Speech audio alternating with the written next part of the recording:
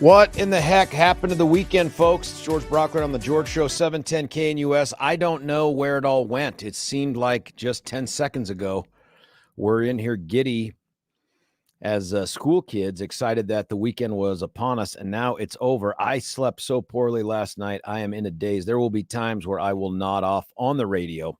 You won't notice a difference, by the way, between what normally happens and now, but that's where we're at. The weather this week, looking at least the soon-to-be changed predictions from our friends at Denver 7. It's going to be 82 degrees today, mostly sunny.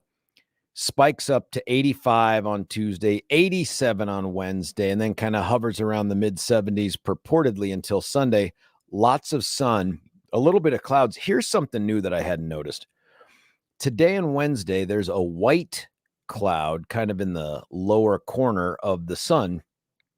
On Friday, Saturday, and Sunday, it's a cloud outline without it being filled in white. I don't even, if this just a pictogram thing where the intern has gone crazy with whatever limited amount of art they're allowed, but otherwise it doesn't make any sense to me. It doesn't change any of the numbers. It doesn't change any of the words, whether it's sunny and warm with a cloud, mostly sunny, partly cloudy. Maybe the hollow cloud is a bigger deal than the filled in cloud. Nobody knows, folks. Just enjoy what you can. As you know, Saturday was the first day of fall, or for you rich kids out of Cherry Creek, autumn. And it didn't really feel like it. There were some clouds that had moved in, but otherwise I thought it was a relatively decent weekend for weather. And that's where it ends because what happened, man, with sport? The things that took place over the weekend are depressing. And if you're not a sports person, I get it. I mean, I have no idea what occupies your mind on the weekends or the things that, like, do you look at people wearing Broncos shirts and Rockies paraphernalia and think to yourself, how sad? Because I love sports. I've always loved sports. Kids have always played sports, and we root for the major league teams. But this weekend, my God, man, this is a weekend you want to forget. Let's just start with the easy one. The Rockies. Worst record in franchise history. Really? I don't even pay attention to them anymore. They've dropped 99 games. What? They are going to lose 100 games before this year is over. Oh, my God. Never before have they done that. Worst Rockies team in the history of the Rockies teams. And that is the least painful of the sports news. Oh, see, I did see, however, that the last week, where Colorado Rapids, the soccer team, did win, but it's strange. The team, we've talked about it, has sucked for so long. These fans groups, appreciation groups, are starting to protest. What happened last week is during the game, won? No, well, because they have not had any investment. Here's what has come out in the last month or so, that MLS is looking at expansion, and they're valuing an expansion team somewhere between 7 and 9 billion. Oh my goodness! Yeah, for soccer? Exactly. Yeah, I know. But the Rapids are valued at less than that, and so the Rapids are going, wait a minute, hang on, how can we? What are they valuing them at? Like a couple hundred, 4.5, something like that. I mean, even that seems way overvalued for soccer. Yeah. Well, again, you have to understand, in the real world, outside of America, soccer teams are valued, huge. So here it just seems really weird. It seems off. Is it because they think Lionel Messi's going to come? No, the issue is just that the linchpin for the Rapids fans was that the club that currently exists is valued less than a potential imaginary club that doesn't exist yet. They're like, how can we be valued less than something that doesn't actually exist yet? How can that be? It would be like if you were saying, hey, in the NFL, we are going to expand teams. And I know that we just sold a team for $9 billion. In order to expand into the NFL, you need to pay us $13 billion a team.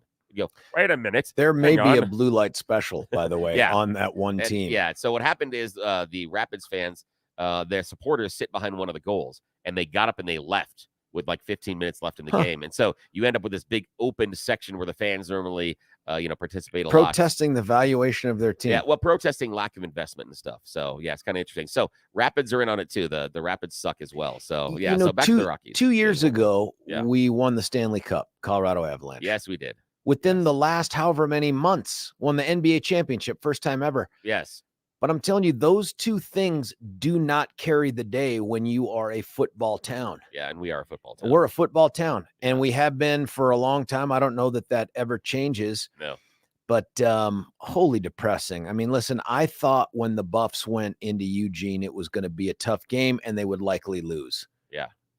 In no way did I think it would be the spanking that took place. Oh, that was awful. Oh, man. And listen, I had the opportunity to watch the first half of that game with a guy named Charlie Kirk. Oh, really? Who happens to be on after us. Yeah. 10. He was in town for something, helping out with a school and all that stuff, fundraising for a school. And so we sat there. That dude's an Oregon fan. Oh, no. Yeah. So we got into it. Oh, good. No, we didn't really get into it. It was his parents apparently went to Oregon. Oh. And then there was that awkward moment over wings and the other stuff that you eat that isn't healthy for you, but you should have at a thing like this, where I said, "Hey, man, what's your alma mater?" Yeah. Not recognizing that Charlie never went to college. Really? So that's what he says. Never went to college. So I was like, anyway. And he's like, but my folks are all Oregon Ducks, family, all that stuff. And the guy knows football, man. Like, he's watching the game. He's got a good eye for it. Like, he's seeing things take place that normally your announcers and other big time fans would pick up on. Like, listen, they pulled the guard on this thing and he did the deal and this guy and that. The one thing is Lanning. What is that his name? The head coach for Oregon. Charlie was a big fan, saying, "Hey, this guy's a crazy man, but he is a hardcore conservative, big time Christian." And I thought, oh, that's so great. And then I saw his pregame comments about the Buffs, and I thought, you know what? I'll see you in hell, my man. I will. You can burn, buddy, because I don't know if you found that clip. I didn't ask you to find it, but no, I didn't. It's gone big on social media. I would say viral, but I'm not even sure what that means anymore. Like, is there a benchmark for viral? Is it more than 10? Yeah, I don't know. Because if that's the case, I've had several tweets that have gone viral. But he took it to the Buffs with his guys, and it's not like it was gratuitous or unnecessary, but it sucked. And so he said, "Hey, listen, the Cinderella story ends today." And he's doing it in a very intense, that veins popping out of your neck kind of way. And then he said, they're playing for clicks. We're playing for wins. And then he said, we're not playing this game at Hogwarts. We're playing this game on grass. Let's go get them, blah, blah, blah, blah, blah. Listen, I guess you got to motivate your team however you want. But the idea that the Oregon Ducks, who have more uniform changes than a Broadway show, like during the game, I think they change uniforms. They have color-changing shoes that they highlight because of heat. Like, they have these special Nike shoes that when your feet get hot in certain places, they change color. The idea that they're not playing for clicks is embarrassing. I mean, that's just ridiculous. And then it made me get really bitter after they really took it to the Buffs. I mean, 42-6, and that 6 came way late in the game. Look, they dominated us. There's no way around it. But I'm saying that to let you know that it did not at all assuage any of my hatred for the Oregon Ducks. So, all I'm doing is sitting there thinking to myself, okay, yeah, you got a dude in Deion Sanders who came into a program that was 1-11. It's now won 3 times that many games in its first 4 and has taken down both TCU and Nebraska. And yeah, it got worked by Oregon. But then I thought, you know what? What's the Lanning done in his seasons with the Oregon Ducks? Because before him, they were winning 10 games a season. Since him, they've been winning 10 games a season. So it's like, dude, you got handed a juggernaut with a ton of money and heat color-changing shoes. And you're exactly where you were before. They are exactly where they were before you.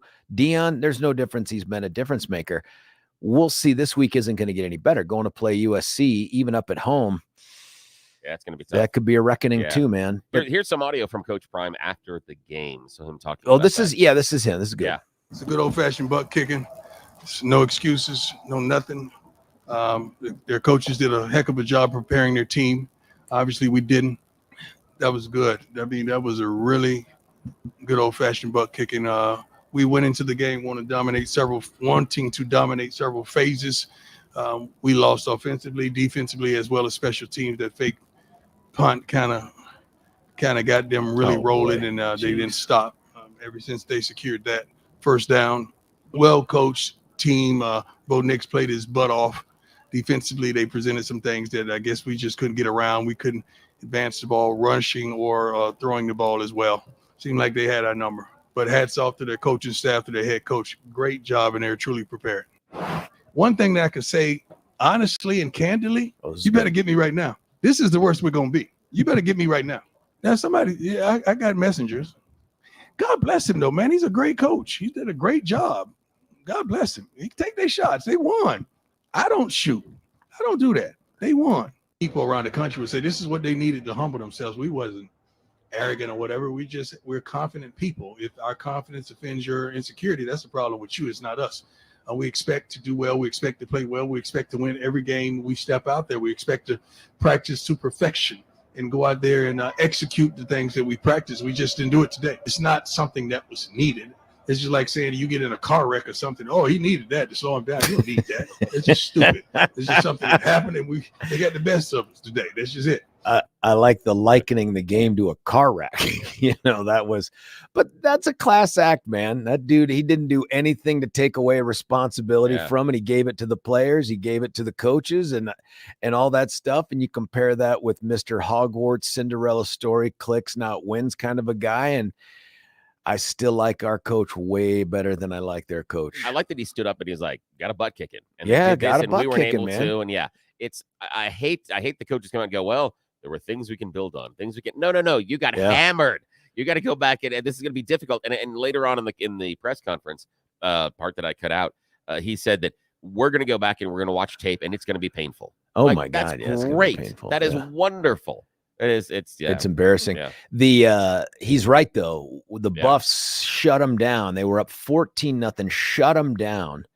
And then that fake punt was like a kick to the jewels, man. It was like, are you kidding me? It was so embarrassing. And the fat, chunky kid they hiked it to that got the first down. And I say that really to be dismissive and mean because I'm still bitter about the game. And I remember thinking to myself, God, this really sucks. And because I'm a two-time Buff, it really weighs on me. It's such a negative thing. What could possibly get me to forget about the Buffs game? Yeah. What could? How about yesterday's game that was hard. And yesterday was a weird one for me. And I'll tell you why, because now you had the Buffs loss. I watched a little bit of the game. I watched probably, I'd say 2/3 of the game, just did other things that were going on. And then I got up early, had to do radio. I had 2 different radio shows yesterday, got up early, very, very early in order to get this one put in the can. And then start on the second one. In the can. Yeah, start on the second one so that I can have time to watch the Broncos game, but also my Newcastle Magpies.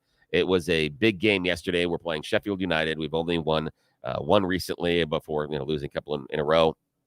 Sheffield's in the relegation zone. And we came out and we Miami Dolphined them. Oh, you did? Yeah, it was unbelievable. And this was my Sunday. Early in the morning, my English soccer team that has been crap for so long put 8 goals on Sheffield United. Oh, that is ridiculous. 8. That's ridiculous. That is nuts. That is 1 away from the record of goals in the Premier League. It was nuts watching this. And it was as if the other team just gave up. And so I think we saw that. Exactly. That was the thing is I didn't understand that in the morning I was watching my Newcastle Magpies pummel Sheffield United. And then in the afternoon or later in the morning, my Denver Broncos were going to become Sheffield United. I had no idea it was going to be that bad. It was horrible. I frankly don't know how you come back from this. I saw a tweet that was just hours before the game. Yeah. I, of course, retweeted it afterwards and said this didn't age well. But it was a picture of Russell Wilson, getting ready to throw the ball. Yeah. And it said the comeback or the turnaround starts today. Oh, ouch. What I didn't realize is the turnaround was all 360 degrees. Yeah, exactly. You know what I mean? We are headed right back the same crappy direction we were. But this is the kind of performance. And watching it was, and I didn't have access to the sound the whole time because I had to go out and do some stuff, but I'm watching this thing. And probably a good thing. And it was ridiculous, man. It was like watching a pro team play a high school team at times. And when Garrett Bowles is sitting down at the end of the game saying, all I've done with this team is lose for the last 7 years. By the way, some of those losses can be attributed to the fact that your hands seem to have glue on them when you rub up against other linemen. Exactly. So let's not throw too many stones, glass house guy. Yes.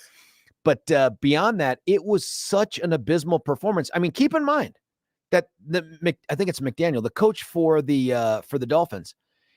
He didn't kick the field goal as a sign of mercy. Yeah. Because that would have been an NFL historic record loss. Yeah. I mean, we're the third team in the history of football, I think, to give up 70 points, first since 1966. That's awful. I had tweeted this out. I said, in feudal Japan, samurai would engage in seppuku or whatever that's called, seppuku, the harikari, as a way to save face and honor. I'm like, here, I'll just take the damn resignation. I mean, how do you, if you're the head coach, how do you make eye contact with these guys anymore? Or the defensive coordinator? If you're Vance, how do you look at these guys and say, trust me, we're going to be better? Yeah. For me, this to me is a question of where Sean Payton is going, is how long does Vance Joseph keep his job? Because for me, I'm not certain that he would have gotten back on the team plane after you give up 70. And the issue being that, as the head coach, he's responsible for overseeing both coordinators. And he doesn't necessarily implement the defensive game plan. And that, to me, is where the weakness was. Our offensive game plan wasn't great, but the defensive game plan was abysmal. One of the last touchdowns they scored where they ripped off a gigantic run, you watched the middle linebacker and you watched one of the safeties over pursue and get caught on the wrong side of the line. And you're like, I'm an idiot. I'm a stupid soccer player, and I can see this. I can see you guys out of position. It felt like, beyond the out of position stuff, that someone had told our defense we're playing two below. Do you know what I mean? And they were like, but I touched him. And it's like, that same thing happened with CU. Yeah. When did we stop wrapping up? Well, part of it is because of changes in instruction for tackling, and also the penalties that come in, is that you can't come in and be that heat-seeking missile and light somebody up anymore. And that is a big change. You can't both lead at college with your helmet. Well, I know, but the issue being that some of those big hits in some of the ways, it makes it much more difficult for tackling. It makes it much more difficult. And some of it has to do with how long these kids have been coached, how they've been coached. And in all honesty, we talked about it last week, that if these kids wanted to be really, really good tacklers, you go make them play rugby for a while. Because then you learn how to really tackle and not hurt yourself. A lot of these guys just simply have given up on the idea that arm and hand tackling is part of it. It's all just, I'm going to decleat you, or I'm going to knock you down, or I'm going to hit you so hard. And it's like, that works about 75% of the time. And the other quarter, the yards after catch or yards after are ridiculous. And that's what we saw. These guys just wanted to touch them to the ground. And they were like, no, we're not going down. We're just going to keep running. It was the most embarrassing performance. I just don't know how you recover from that. I don't know. I mean, if these guys can put together a winning season at this point, and there's still time on the clock, I'll be shocked. I'll be shocked. And then to find out, this made me laugh out loud last night too. The game right after theirs, if you watch this at all, the Chefs ended up crushing the Bears, right? Yeah. Guess who plays against each other next week? Yeah, the Bears. We got the Bears next week. The Bears and the Broncos. It's like watching two drunks in an alley fight. Like, someone has to come out on top, ? Yeah, this is not going to be good.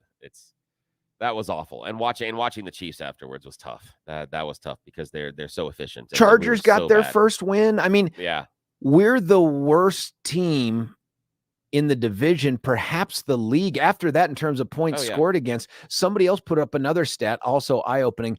Yesterday, we gave up 70 points on the season. We've scored 69. For the whole season.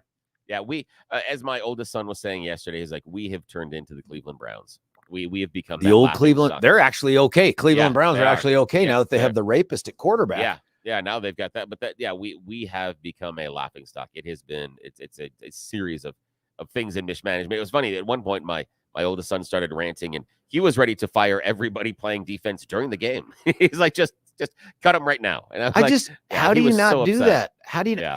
We are on pace to lose every game this season. Yes. Now, a lot of people say that's never going to happen, but we're on pace to be. And I'm just saying that after watching, and as I didn't know about this, but after listening to you describe how well the Colorado Rockies are doing, the Broncos could. Maybe it's a race. It's a race to the bottom. Which team is going to be worse this year? Is it going to be the Colorado Rockies or is it going to be the Denver Broncos? Is this some sort of a challenge, a Rocky Mountain challenge to see who is going to, at the end of the season, be objectively the worst team? The baseball team that's going to lose more than 100 games or the football team that may not win a single game? And, oh, yeah, isn't it great? And I'm not sure what the football drafting prospects look like, but I don't know if we think that there is some sort of a gem of a quarterback in the draft. I don't know. Who knows? It seems pretty certain that whatever Russell Wilson did in the offseason to make himself better hasn't been enough. No, but he is, for me, the eye test, he's better than he was last season. I think he looks far more energetic, engaged, and all that stuff, but that's not enough, man. No, it isn't. And it isn't when he's there are certain things that we need him in his experience to do. And that would be maybe on like a 10-yard out route, don't throw at somebody's feet. And I understand it's not always the easiest thing to do to complete that pass. But when the person is objectively open, maybe you don't throw it at their feet. There are certain times in which we need a little more execution from your position. And we also need a lot more execution from the offensive line. Just in general, guys. Just please. Can we stop acting as if we are some sort of just one of those spinning things that you go through the turnstile? They act like they're turnstiles up front. They just, anytime there's pressure, they just turn and spin and go, here, how about you go hit our quarterback? I don't think these guys believe they're winners anymore. No, I don't think so either. I mean, I thought they had given up in the first half. When we let Miami, and by the way, none of their first 4 or 5 drives, at least first 4 drives, were throwaways. I mean, they were at least 70-yard marches every single time. Yeah. When we let them go 84 yards with less than 3 minutes to score, and oh, by the way, we screw it up and they score again. I had walked out of the house back in, and somehow it went from 28 to 35. And I'm like, wait, all I did was walk down the street. Yeah. Well, what happened? It's just like, how embarrassing. My wife got tired of the game about halftime-ish and went upstairs, and she was watching a different movie, and my son would go upstairs every time the Broncos would score. And then he starts, and this is around what a workout. It was around the 60s, somewhere in the 60s. He starts to go up the stairs, and she hears him. She goes, "Oh my goodness, would you just stop coming upstairs and give me the bad news?" She was just like, "Stop it." She's like, "You're making me sad, the fact that it's you're coming up all the time." Yeah. He's like 10 touchdowns, man. Over and over and over. I don't think they needed to travel with a punter. I don't think the punter took the field. Yeah, until there. I think they had one late, but it was. Did they have? Was it just to get him in? Were they like, someone's got to touch the ball here? We've sent in the water people to take snaps. It was so embarrassing, and just the lack of any sort of a defense is just so sad. To the friggin' Dolphins, and our offense has no answers either. No. Listen, there were a couple calls that I thought were bunk, but you can't blame it all on that. No. I mean, that's just dumb. That's going to happen in any game. The thing that I want to know is where did again? Let's rewind a little bit. When we had Vic Fangio, we had a very inept offense, but we had a decent defense. The defense was pretty darn good. Now, and that kept us in games. Well, someone just texted that in. We had a top 10 defense for a while, and then what happened? Yeah, what happened? And some of these players are still there. It was funny. My son was trying to cut players that are on the injured reserve. I'm like, he's not even playing. He's like, I don't care. He was so mad. Is this going to be the genesis of the reverse, what's his name, DJ Khaled song, All I Do Is Lose? Oh, yeah. All I do is lose. Yeah. Put your hands in the air. Although the funny thing is there are some things inside of English soccer that I really, really enjoy. And one of them, my son started playing it late in the game yesterday on his phone, is a chant that, teams that don't play very well in England, they have certain songs and things. And there's a song in England where if you're getting beaten by a team that is much better than you, much like what happened yesterday, the Denver Broncos fans would start singing the song, You're nothing special. You're nothing special. We lose every week. We lose every week. You're nothing special. You're nothing special because we lose every week. And so he started playing that last night when it was about 62, 63 points. He started playing that on his phone. And I'm like, that's very appropriate. That is very, very appropriate. If there aren't firings today, like this isn't, hey, we got it handed to us. Like the Bears. We got to figure this Bears defense, okay, right? Like you figure it out because there's offensive defense. You give up historic numbers like that. Your team quits on you like that. You don't have an answer. You have to go. Yeah. You have to go. There is no recovering from this. Well, how do you walk in this week and do the film study and implement a game plan given the failure from the previous, Sunday? That's a hard thing to sell to the players. It's a hard thing for me even if I'm a teammate of one of those players, it's a hard thing for me to look and go, how am I going to trust you sitting next to me that you're going to be able to do your job, that we're going to be able to do our job, that, this is they need to have an anchor man style fight between special teams, defense, the practice squad, the offense. They just need to have an all out brawl. Yeah, they do. With each other. And hurl Vance in the middle of it. Just, it casts a pall. In my opinion, it casts a pall on the area. I felt down. I know I wasn't alone. Just like, Jesus, what's wrong with us, man? The two sports I love the most. Listen, I can be a Nuggets fan. I'm all happy for the Nuggets. I think that's a great story. I can be an Avs fan. I love the Avs.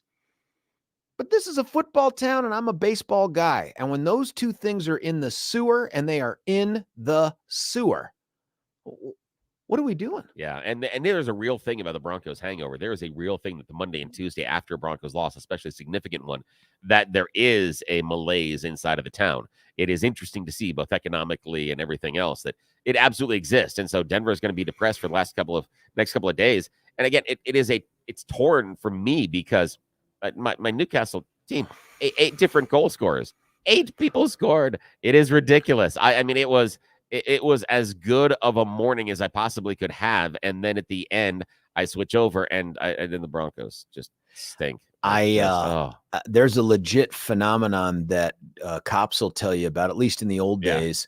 And that was after a Broncos loss, the number of domestic violence calls they get would spike. Yeah, absolutely.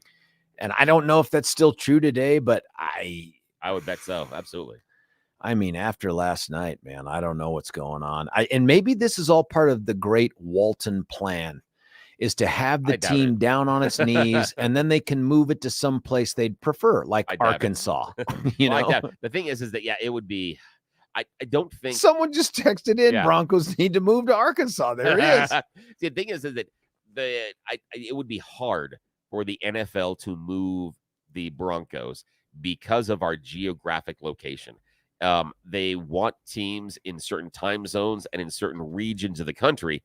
And we have Kansas City and the Raiders around us, and that's it. Nobody else.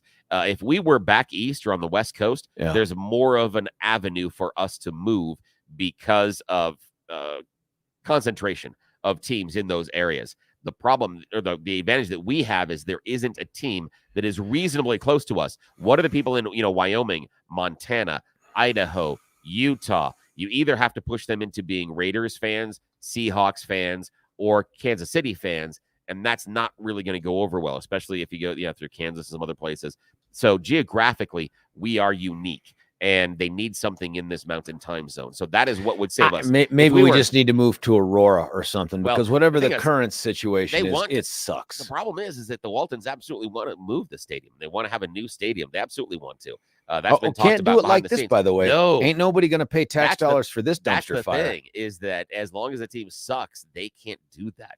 So that is going to be. I wonder if they couldn't have built that into the contracts for the players. Do you know what I mean? Yeah. Like, you know how they have those incentives? Like, if you make the Pro Bowl, you get X number of dollars. Yes. I wonder if they could have like a decelerator clause in there that says, hey, you guys lose 10 games this season, pay's cut in half. Oh, I would love to see that. And I always thought that was a neat idea. And I wish I would see more professional teams do that. The idea of, okay, you're 1,000-yard rusher, we'll give you this much money. You only rush this much, we get 15% back. I would love you give up 70 points in a game. And by the way, people are texting in also saying, hey, the coach for Miami, class act, he took a knee instead of kicking the field goal. Hang on. Why were they still throwing Yeah. in the fourth quarter? Yeah. Why were they, I mean, when it got to be 50-something to 20, why are you still passing the ball? Yeah. However, what was it? Was it the 62 or 70 point, whatever one got them there? That was just a simple running play. Well, that is true. That was just we gave it up on the ground too. I'm not blaming them all. That wasn't more. They were looking for 2 yards, and we gave them everything. They could have just tried a whole bunch of trick plays, and just see what happens. But I mean, at some point, the running. Just start punting on second down, just to surprise them. This was a shellacking of epic proportions. I'm interested to see how. Did Sean Payton talk about this last night? I heard he got upset with a journalist for this, but I didn't even. He needs to pull a Coach Sanders, a Coach Prime, and he needs to come out and just be like, "Oh my God, I've never been so embarrassed." Remember, this is the guy that crap talked our last coach, who's now the OC for the Jets, or at least the quarterbacks coach for the Jets, and said that was one of the worst coaching performances in NFL history. Heads up. Yeah, exactly. Heads up. You just this was a hold my beer moment for Sean Payton. Yes, it was. Yeah. Unbelievable, buddy. I don't know what to do. We're not a sports show, but I'm happy to talk about it from the context of the pall that is cast over the city today. And for some of you, it'll be like, what are you talking about? Okay, you're not a sports fan. I get it. I don't know why you enjoy life, but you do, probably for other reasons. And just remember, when you choose and you pull on that Hogwarts shirt, and you're choosing which house you're in, just like the sports. You're wearing a jersey. You're wearing a jersey. You need yes, exactly. Raiders. Yes, exactly. That's exactly. Somebody texted in, explain to me the logic of wearing a Raiders jersey to traffic court. I'm like, yeah.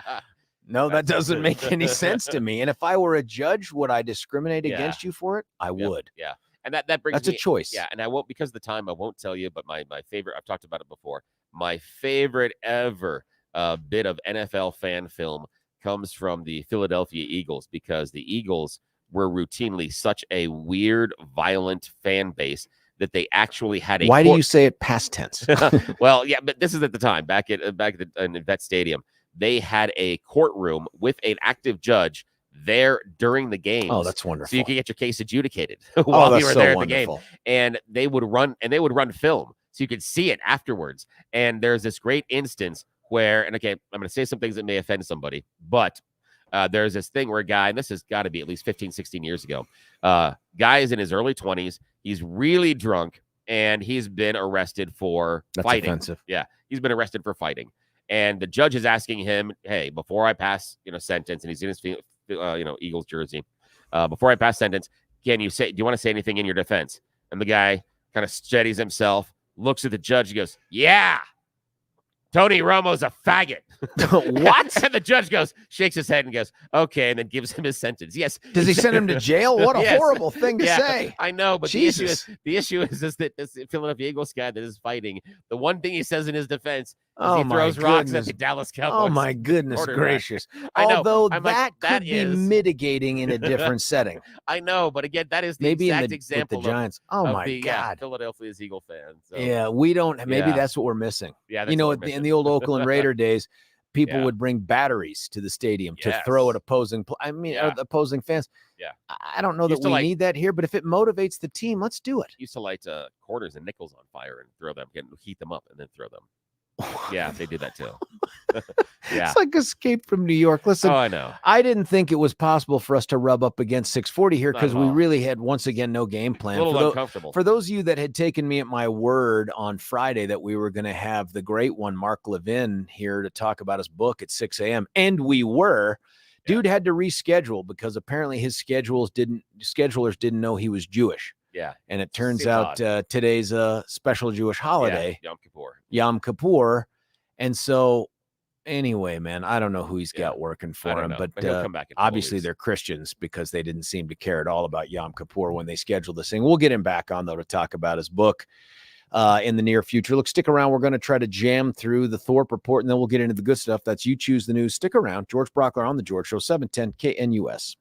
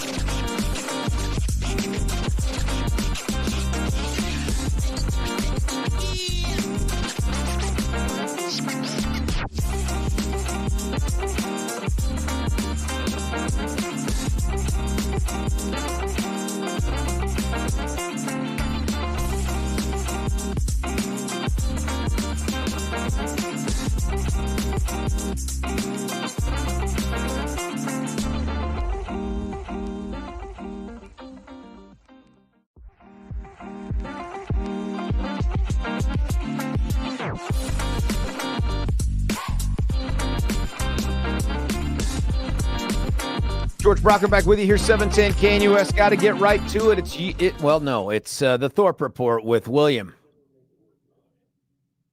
Hey, good morning, sir. Yeah, I could see I caught you right in the middle of. I'm like, yeah. I'll get it now. No, Mark and I were talking because things. Let's just say that sometimes some people that act like they're 5 work here over the weekend, and so they're just. It sounds like the kitchen was a crime scene. It was a mess this morning. I don't know. We can't afford simple things like staplers. How can people think we can afford a cleaning service for the kitchen? I don't know, but I'm just wondering if everybody on the weekend ate cake with their hands because there was cake that was left in the fridge, and I'm surprised. I'm like, did you guys use utensils or even plates or? And I don't even want to know what was dried up and left over in the sink. But okay, on another note. I just burped. Yeah, sunny and warm, highs of 82 today. Continued sunny and warm, high of 83 tomorrow. Highs of 86 expected on Wednesday. Beyond that, who knows? We have no idea. Neither do the weather people. Littleton police are looking for a suspect in a vehicle in a hit and run that killed a man on Sunday morning. The crash happened after about 3:20 in the morning near Bowles Avenue and Echo Star, just west of Santa Fe Drive. Driver going east on Bowles hit and killed a man who was 40 to 50 years old. Police said the driver went west after the crash. They've alerted then a CBI alert for a white 2016 to 2021 Jeep Grand Cherokee. Maybe fresh damage to the front left of the SUV. Maybe some blood. Just thinking. Nearly 24 gunshots were fired from a moving vehicle along a stretch of road just outside the Governor's Ranch neighborhood in Jefferson County early Sunday morning. The Jefferson County Sheriff's Office said 2 men were in custody in connection with this shooting. Over 20 shots were fired out of the driver's side window. Yeah, black Honda Accord right around midnight. Jeffco investigators say the shots began at West Progress Avenue, continued on South Kipling Parkway until West Alamo Place when the suspect's vehicle turned west, and shots continued to be fired between Kipling and South Klein Street. No reason as to why they were deciding to go all shooty-shooty. Around 70 people living in tents and makeshift shelters near East 8th Avenue and Logan Street in Capitol Hill are preparing for the city to clean up and close their encampment. Neighbors say it's past time for them to shut this down for good. City of Denver said they're moving around 70 people to hotel rooms in an undisclosed location because of the overwhelming amount of trash, human waste, discarded needles, and, of course, the rats. Notices posted on the sidewalk across the street from the Colorado governor's mansion show the encampment will be shut down tomorrow. A capsule carrying a sample of rocks and dust from an asteroid landed successfully in the Utah desert yesterday morning, and a Colorado team helped make it possible. A team of experts from Lockheed Martin Space in Littleton flew the robotic spacecraft that landed on the asteroid, picking up those samples. Also, 2 deals to make it cheap for kids in Colorado skiing, but you're going to act fast. If you want to get your kids on the slopes, Vail Resorts Epic School Kids gives kindergarten through 5th graders 4 days of skiing at each of their 5 resorts. Good deal. Yeah, Epic School Kid Pass is free, but the deadline to get it is October 11th. And I don't know if you heard, but the Broncos lost. What? Yeah. Did they play? Yeah, they did. And they have not won a road game since November 7th, 2021 here in America. That is 12 games. That is not good. 2021 is last time we won a road game. Wait, 2021? Yeah. Coming out of the vid? Yeah, is last time we won a game, home game here in America. I guess somebody texted in and said, "Hey, how many people are going to show up with bags over their heads?" Honestly, the only way to send the right message, and this is true for the Rockies too, is just don't go. Stop going. Oh, but the tickets are expensive. Ouch. Empty seats send a message. Yeah, they do. They really, really do. Well, that's all I got. That's it. So. Buddy, let's cut away for a break here. We're going to give you at least a handful of minutes to try to jam in the good stuff. That is the You Choose the News. Let's get to it. George Brauchler, 710 KNUS.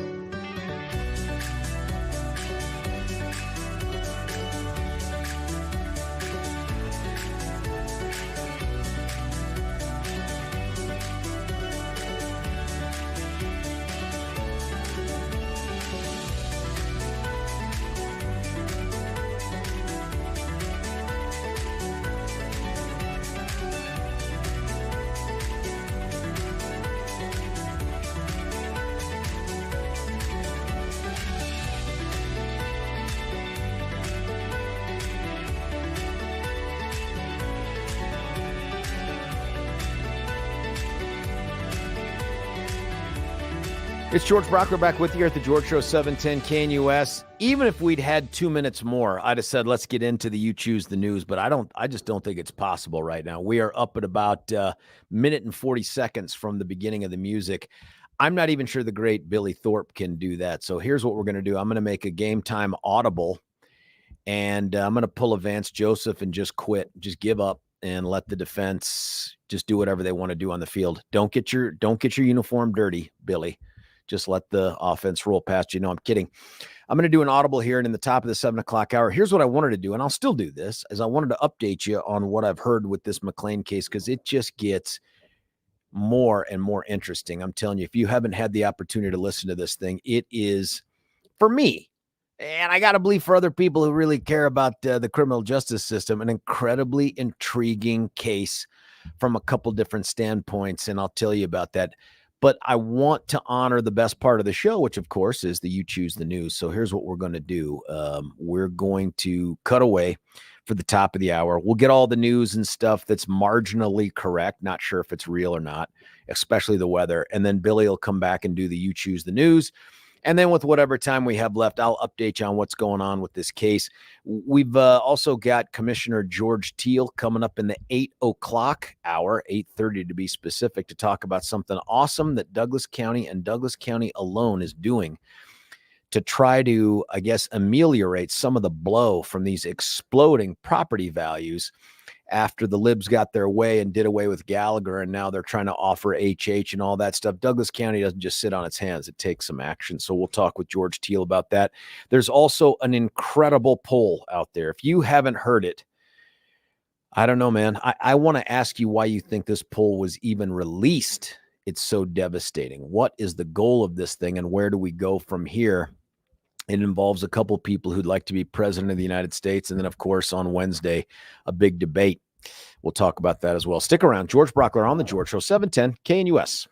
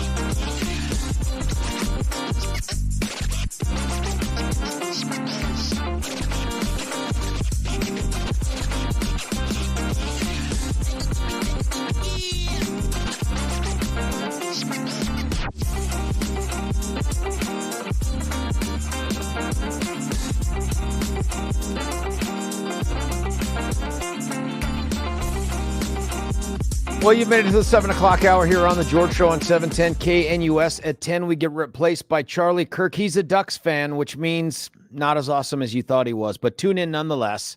Maybe he'll talk about that experience. He was out here to do a couple things, apparently, in Colorado over the weekend. I got to spend just a little bit of time with him. And I forgot to tell you this, Billy. I emailed his producer guy, who he gave me the email for, and said, hey, man, maybe we could do some kind of a transition. You show up kind of late in the game on someday and we transition to you. And he said, that sounds great. Oh, it's kind of cool. Which means it probably won't ever happen. Yeah. So he's a Ducks fan, though, so you didn't fight him?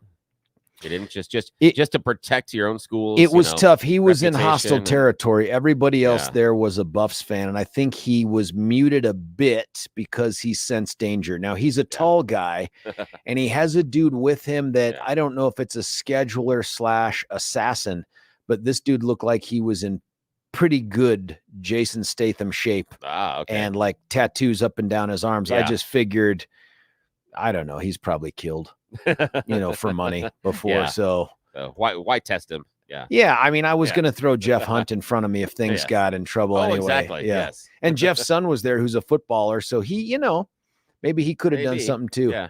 Even Jeff's son was throwing punches at the Buffs during the game, and not in a stinks. gratuitous way, just sort of like, anyway, very disappointing. But listen, usually we finish up the 6 o'clock hour with the You Choose the News, and there's just no way to go through a day without it. It's just a question of when's it going to happen.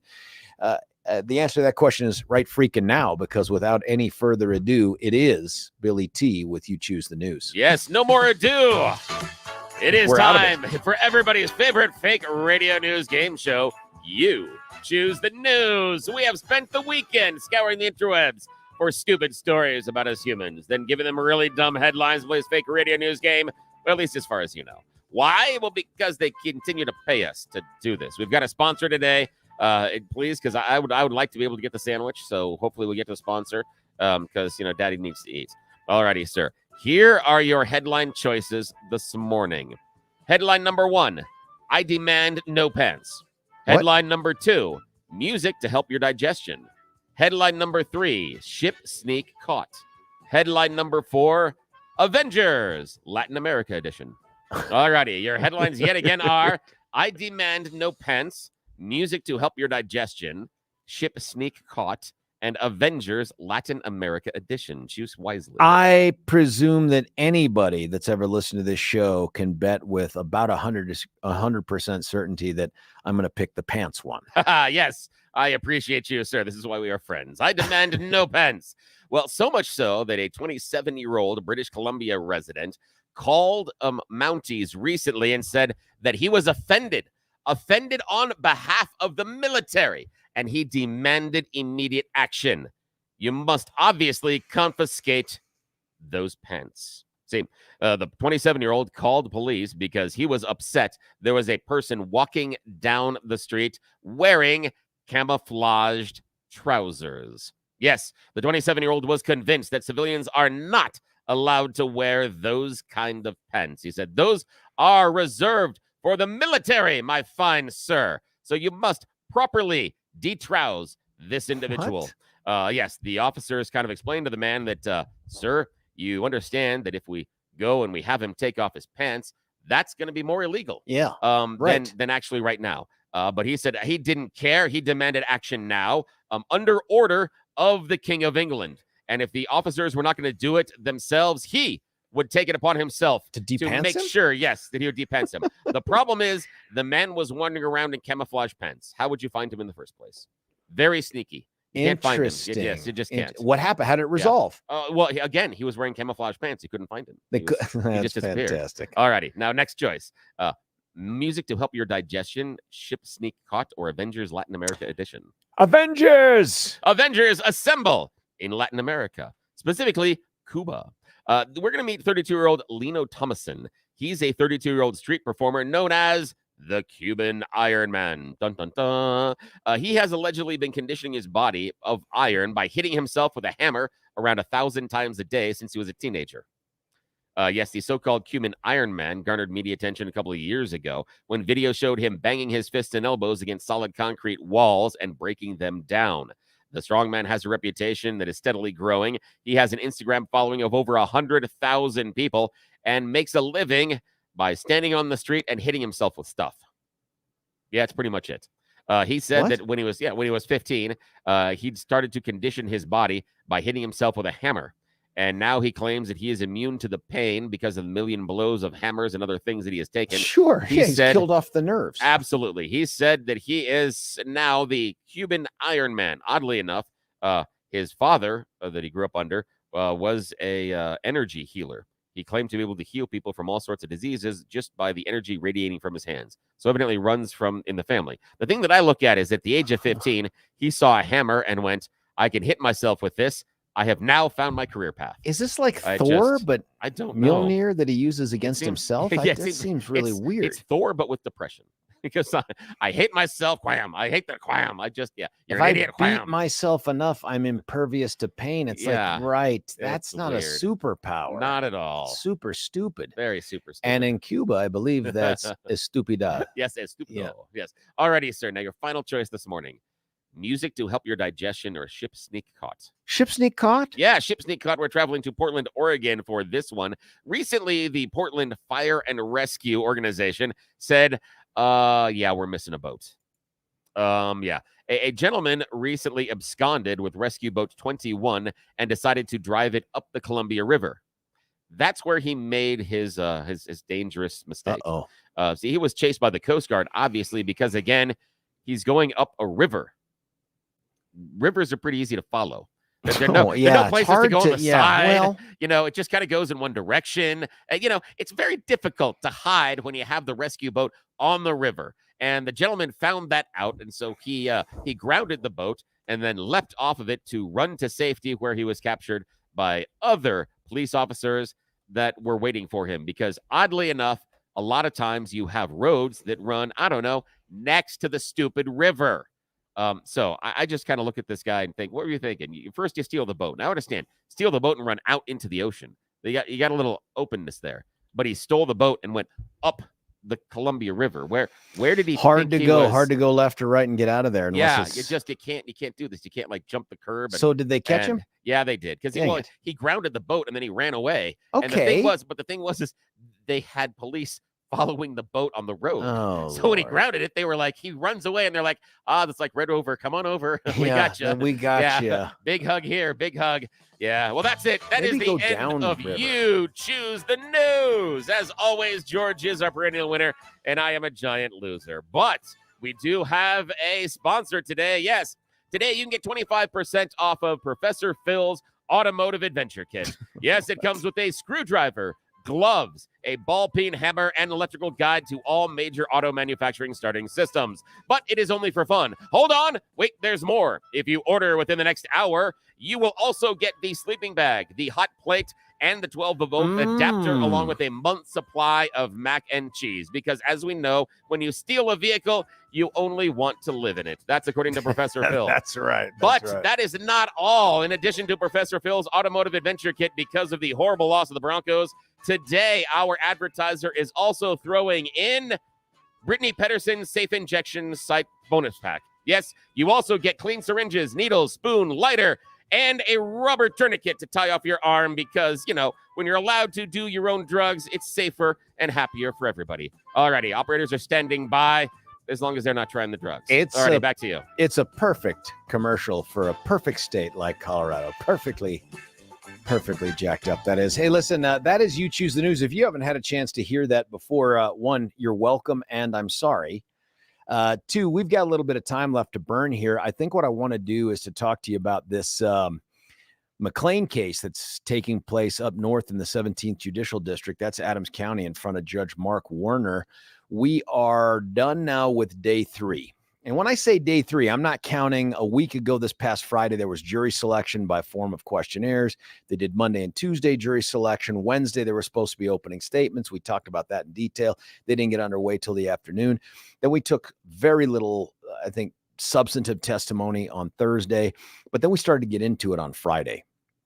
There were a couple witnesses who testified. We finished up with the media dude, I think on Thursday, the guy that was getting paid before he testified for $525 an hour. He was paid $125,000 to clean up some audio and video on the body-worn camera. It just makes me feel like I've gone into the wrong field. I could have gone into audio visual and made so much more. Who knew the AV nerd kids from high school were going to turn out to be the smart ones? Nonetheless, that happened. But then it was doctor time. So there was a doctor that came on to testify earlier in the day. I didn't get to hear all of the testimony, but he was in essence there from the hospital to testify that Elijah McClain was brain dead at the time. I think that they had brought him in, which he was still sustained, I think, through machinery and whatnot, but his brain had stopped really functioning, which is a big deal for purposes of when he gets up there to the hospital. There was no chance to revive him after that. But the big testimony of the day was a guy named David Buther. He is a big-time doc in pulmonary medicine from National Jewish. He was examined, that's direct examination, by one of the tourist attorneys, one of the partners out of Los Angeles who's never been a local prosecutor and isn't licensed in the state of Colorado. And he qualified him as an expert and then went through a series of things that resulted in this guy's opinions. And it took all day. I mean, it really took from before lunch until 4 something when he finally rested his examination or stopped his examination. It turned into cross. It was interesting. And if you ask me to grade the performance, I'd say A- performance. Clearly, this guy had been prepared and prepared a bunch. Dwayne Lyons, who's the LA partner of that civil firm that Phil hired because nobody in his office was competent enough to do it without him. That guy did a nice job. You can tell that he's done at least one expert before. He had a pretty well drafted set of questions that he worked through. He engaged in just a little bit of looping. And it's a term of art, but I'll tell you what it means. When you incorporate the witness's last answer into your next question, they call that looping. Now, you can't do it on every question. It would make people crazy and they'd want to set you on fire. But you do it enough to reinforce some of the important facts that come out of your witness. He did that to some extent, not as much as he might have. I would give him an A for the mechanics of it and the performance overall, but for the fact that he shows in my opinion, very little inflection or change of pace or delivery throughout these hours and hours of questions, which makes it difficult then to highlight for the jury, in my opinion, the most meaningful portions of the examination. And here's what the most meaningful portions were. Now, if you'll remember, these 2 officers, Rodema and Rosenblatt, are charged with 3 felonies. They're charged with manslaughter, bizarrely charged with the lesser included of manslaughter of a criminally negligent homicide. And they're also charged with second-degree assault, resulting in serious bodily injury. That's the biggest charge against them. I know it sounds crazy, but causing the death is not the biggest charge against them. Those are 2 probation-eligible charges. Hell, the manslaughter is an F4, fourth-class felony, punishable by at most 2 to 6 years, but also probation eligible. That assault charge, which I think prosecutors likely conclude is maybe the compromise charge for a jury that's conflicted on whether these cops caused Elijah McClain's death. That charge is a mandatory 5 to 16 years in the Department of Corrections. Yep, that's a biggin. So for the defense, a big key to this case is that the cause of death is inextricably linked to the administration of ketamine. Not just that it was administered, but when it was administered, and honestly, the super dose that the paramedics gave. That's what everybody says, that ketamine was the single biggest factor in the death of Elijah McClain. Well, that's great for the cops because the cops, they don't administer the ketamine. They can't order it done. They're not the ones telling the paramedics what to do. They're basically there to say, hey, here, paramedics, here's what we saw. Here's what we observed. Good luck. So that's a good fact for them. I think the prosecution knows this as well. So for the prosecution, their goal must be to show that serious bodily injury was caused. Now, whatever variation in the definition has taken place over the last couple of years, the gist of it is serious bodily injury is an injury that could result in long-term impairment of an organ, or where someone is at substantial risk of death or some other type of serious bodily injury. So for them, the key here has to be that the cops caused some type of, we're going to call it SBI, serious bodily injury, that they caused some type of SBI before the handoff to paramedics. Enter Dr. Buther.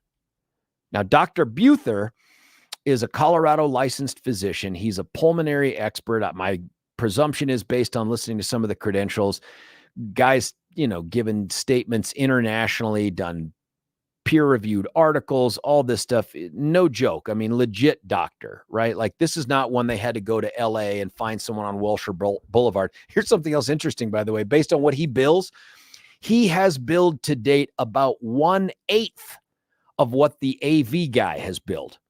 Yeah, this is an actual doctor. He bills less hourly than the AV guy these out-of-town tourist attorneys found in Los Angeles to clean up the audio and video.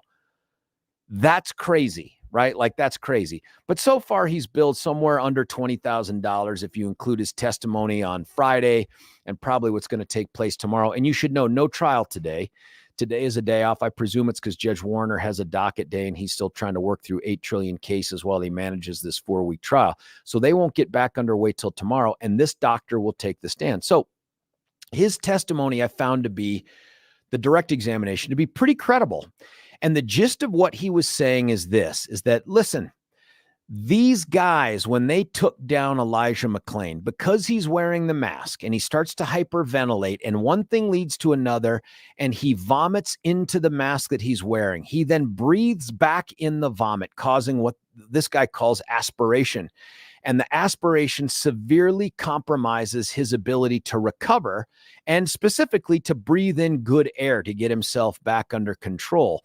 And because of that aspiration is what leads to this significant risk of injury, of serious bodily injury. And so I'm looking here right at, there's a 2023 definition of serious bodily injury. We had to change this, by the way, because some court of appeals clown show out there determined that just because you were stabbed or shot didn't mean you'd suffered serious bodily injury. So there's a more recent definition of it, but it's not one that would impact this particular case. So this is the new definition under 18-1901.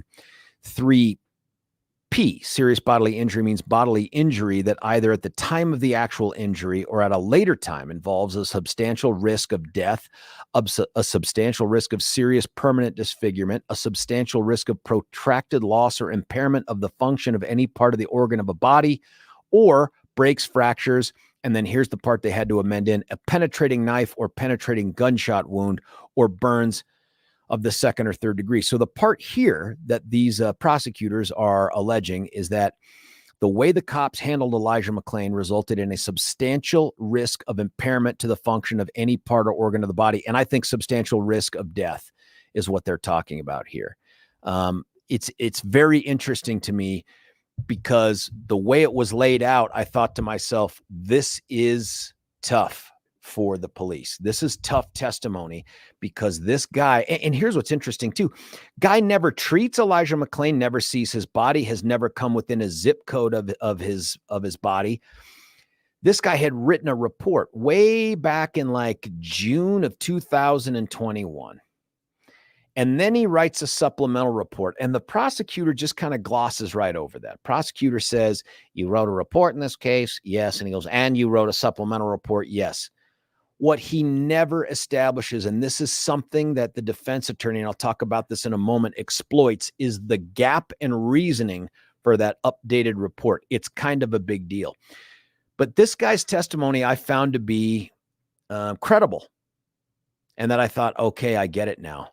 Cops get this guy into a place where he vomits. He's not free to do anything except breathe that vomit back in because of the hyperventilating and everything else. Serious bodily injury. And then they hand him off to the paramedics, and the paramedics administration of ketamine. And this was another hook they put in there, that his ability to recover from the ketamine was compromised by the fact that he'd suffered this, in essence, serious bodily injury from breathing in his own vomit in the mask. I thought, uh-oh, this is a problem. Because even though the jury may be convinced, yeah, I don't think you proved beyond a reasonable doubt they caused the death of Elijah McClain, they could, based off of that testimony, conclude, I do think you caused him that serious bodily injury, and then boom, 5 to 16 years in the Department of Corrections. Well, guess what? You don't get to just testify for the prosecution, and then go sit down. Instead, there's cross-examination. And after 4 o'clock, with about less than an hour on the clock for the day, Harvey Steinberg, who is the defense attorney for Jason Rosenblatt, stands up and starts cross-examining. And I've told you this before. Harvey is very good at what he does.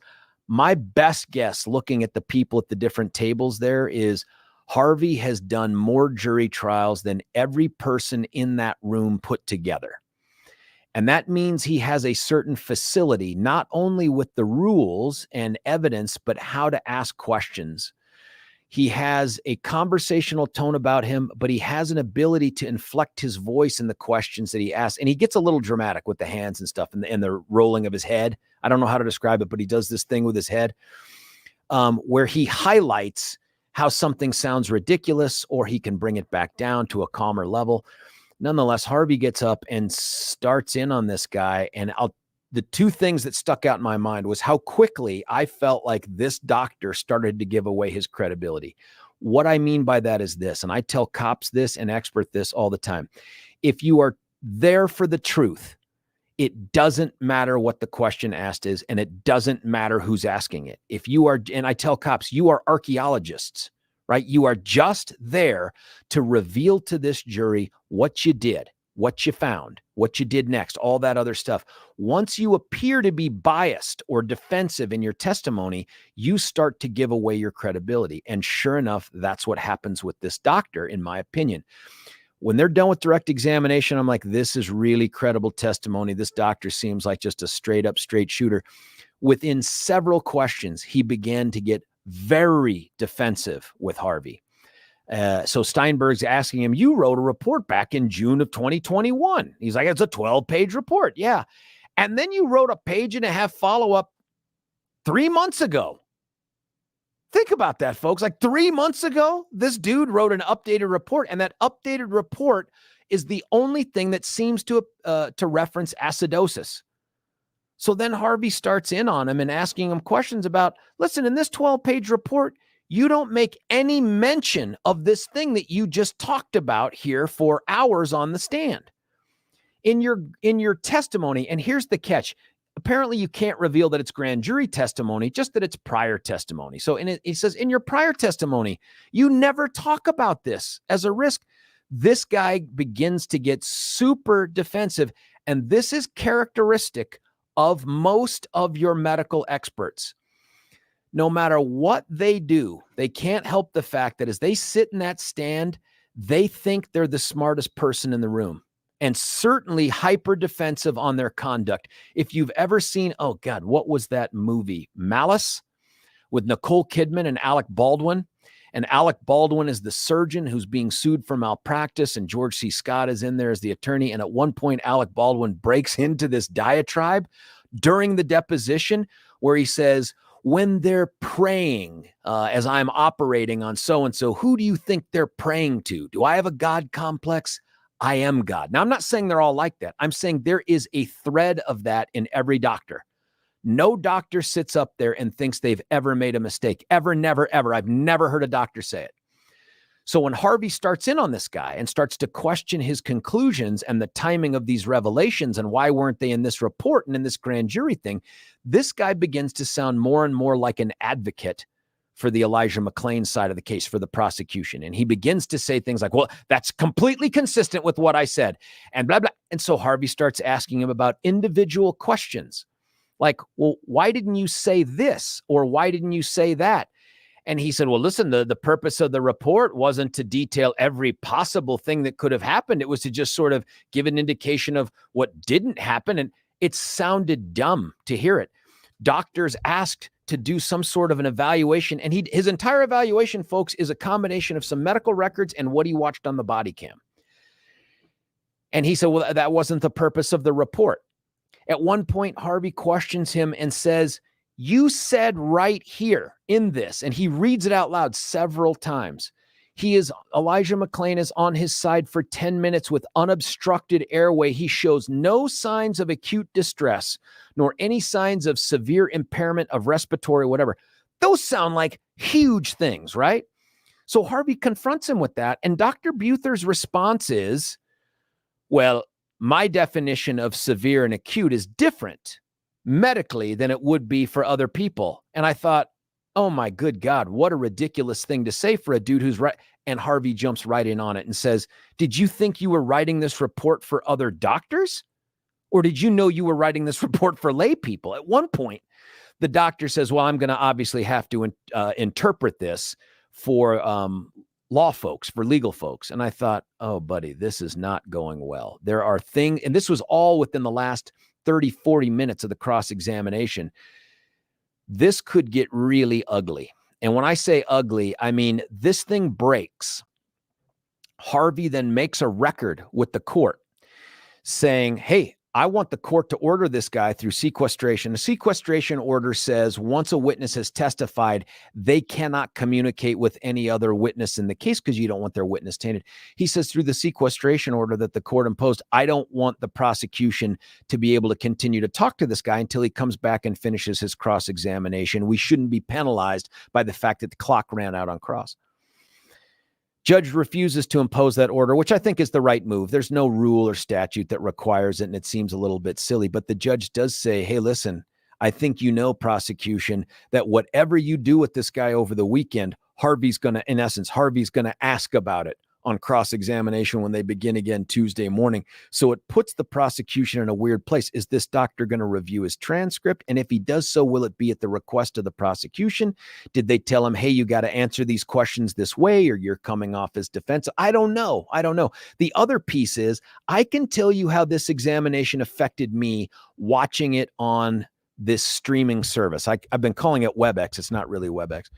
But what I can't tell you is the impact it's having on the jury. I can't see the jury, and every jury has their own dynamic. So could this jury be rolling their eyes during the cross-examination and dismissing all of this?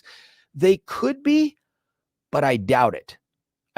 Because some of this stuff is pretty scathing. And you can see, and without hearing any of the other potential inconsistencies that exist, you can see where Harvey's going with this.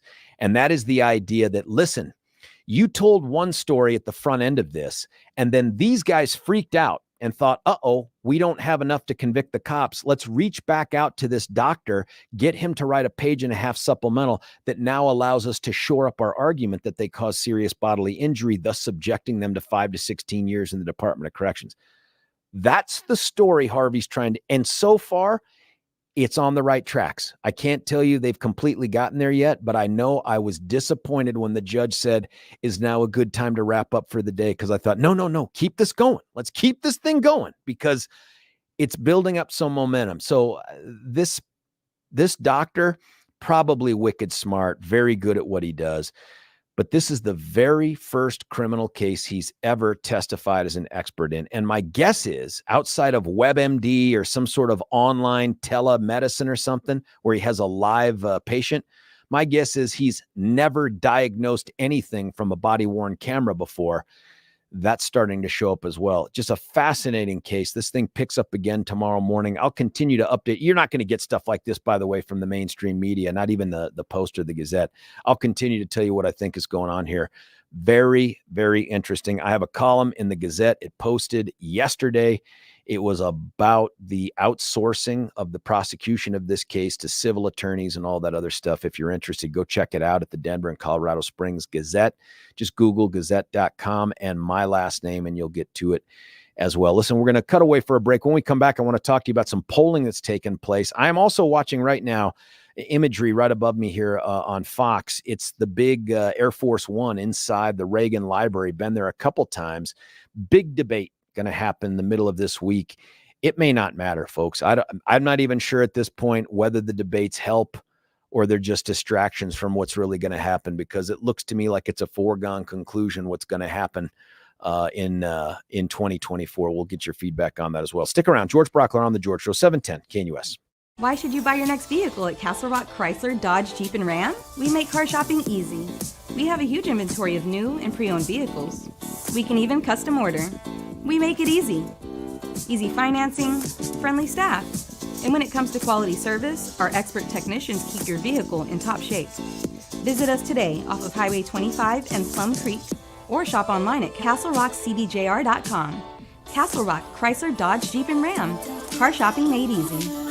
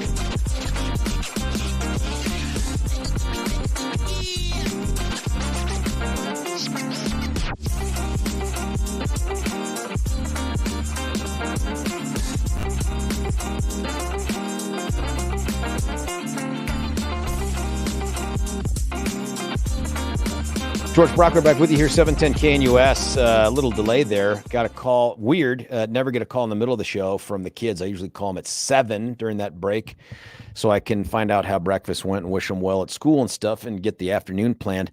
But I got a call from Graham about something, and it turns out it was more good news than bad, but just ran out of time. Sorry. And then I forgot to say this about the weekend. Friday, drove up to have dinner with Trey and a friend, and it was great. He's like, "You'd really come up here round trip 3 to 4 hours just for dinner?" I said, "Way more than that, buddy. I'd drive 8 hours each way to go have dinner with you." I was really hoping I could coax him into coming down, but part of me was kind of happy that he was like, no, I want to stay up here and I got some things to do. And I'm like, okay, all right, that's good. I'll come see you. So that was great. Hey, listen, here's what's going on. There's polling that has come out. ABC Washington Post has a poll. You may have heard a story about it. It is breathtaking. I think if you're a Trump person or a Biden person, it is breathtaking what this polling suggests. And it suggests that there is a 9 to 10 point gap, well outside the margin of error, between Joe Biden and Donald Trump, like 51 to 42 in Trump's favor. That is remarkable. And it's far enough out that you wonder, are things going to improve for Biden? And so here's just a couple of the things that this poll reveals. And if you go look at the crosstabs, and those are the specific questions and some of the other things that are asked, they don't give you a ton on this polling at ABC. Like they don't give you all of the demographic breakdowns. They give about some of it. But here's the questions that they ask. And they ask these things regularly. The question is, do you approve or disapprove of the way Joe Biden is handling his job as president? Do you approve or disapprove strongly or somewhat? So you can imagine that the scores go basically approve strongly, somewhat, disapprove somewhat strongly. And then there's the no opinion crowd, which I don't understand the no opinion crowd. And it is consistently 6 to 8 points, no matter what time they ask this question.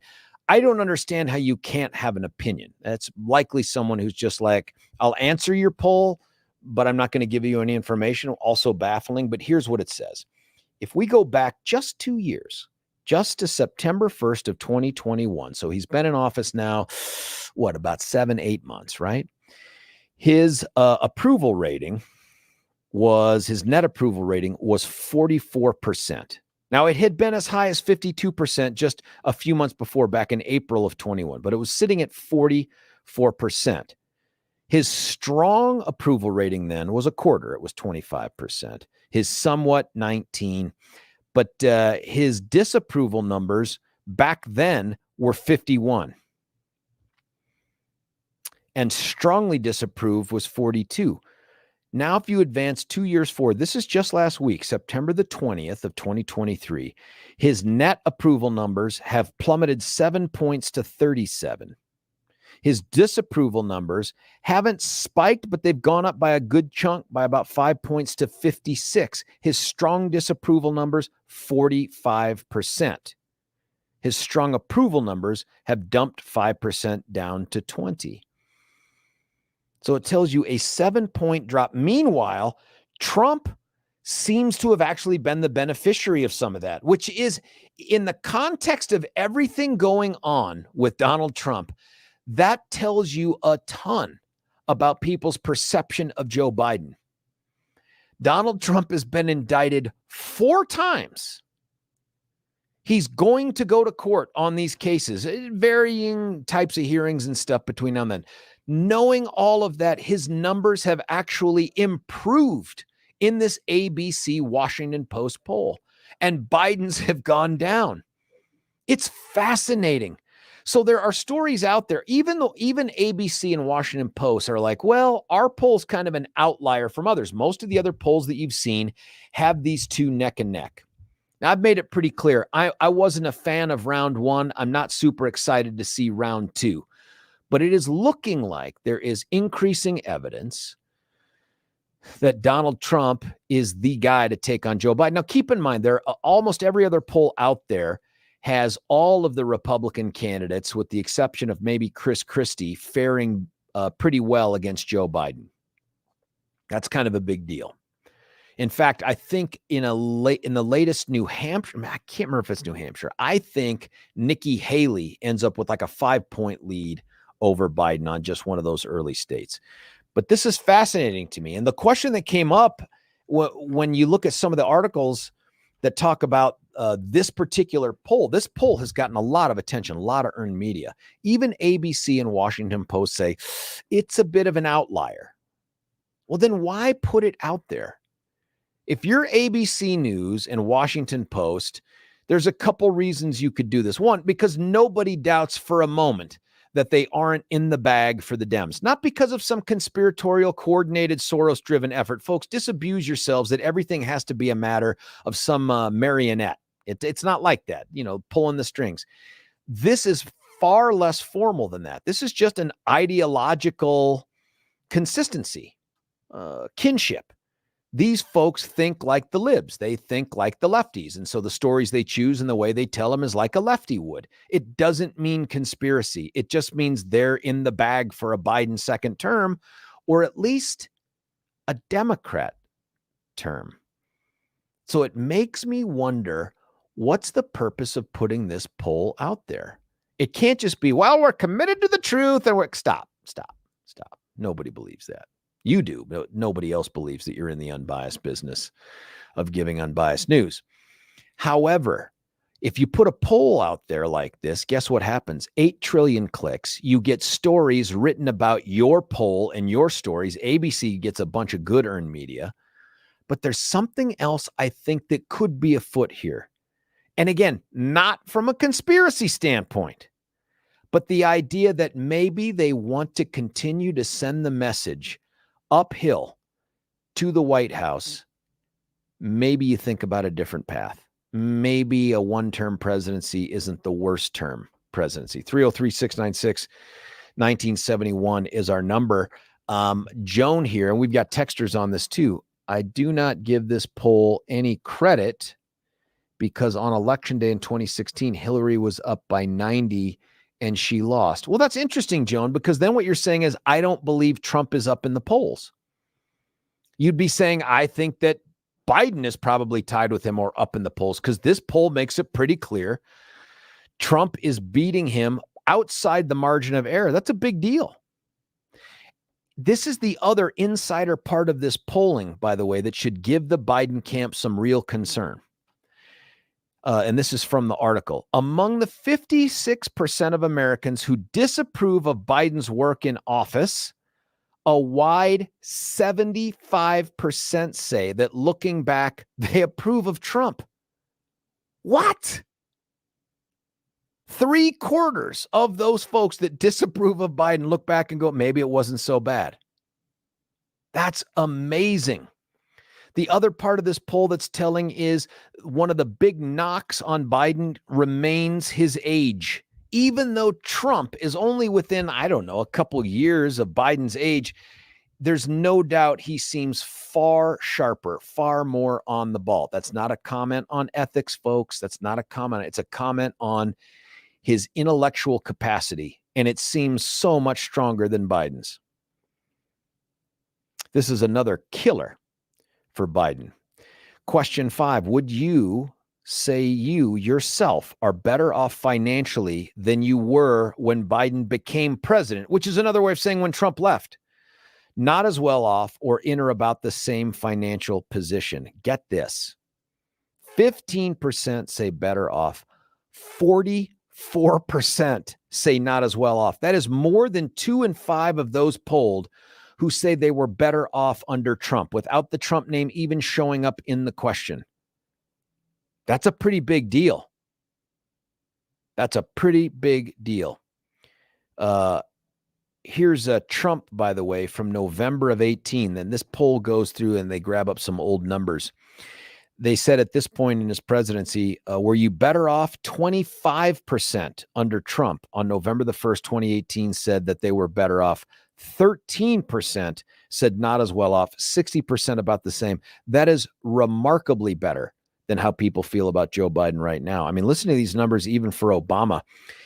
In September of 2016, so this is the precursor to the election of Donald Trump, 29% thought that they were better off. 25% thought they were not as well off. And 45% about the same. Now, to give you just some comparison, between September of 2016, which is the year that Donald Trump got elected, and September of 2023, which is now more than a year away from the general, Biden's better off 15, Obama's 29. Biden's not as well off 44, Obama's 25. And that's when Trump won. I mean, these numbers, if they're to be believed, and I get that Joan doesn't believe these numbers, if these numbers are to be believed, the field, the environment looks ripe for Donald Trump to get reelected against Joe Biden. And it just makes me wonder what's going on here. Why release this poll if you're ABC? It's not journalism. Nobody believes that. Maybe ABC believes that. Why are they doing this? 303-696-1971. We're going to cut away for a break. When we come back, we'll get our phone call here. We got Joe on the line. Another couple lines available for you at 303-696-1971. It's George Brauchler on The George Show, 710 KNUS.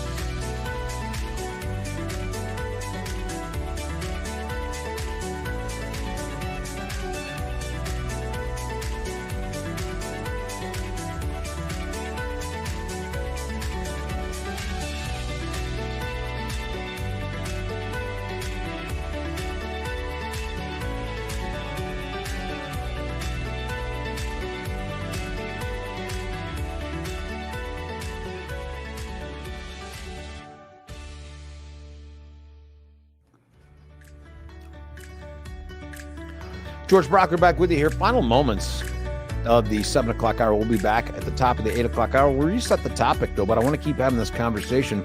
It's a conundrum, isn't it? Why does ABC release a poll that is so damaging to Joe Biden? And do you find it to be credible? Jones says no. Is there any poll out there that we can believe, or do we discount them all, even the ones that are pro-Trump? And why release this? That's the part that gets me. Why does ABC release this poll? Your calls, your texts next, 303-696-1971. George Brauchler, 710 KNUS.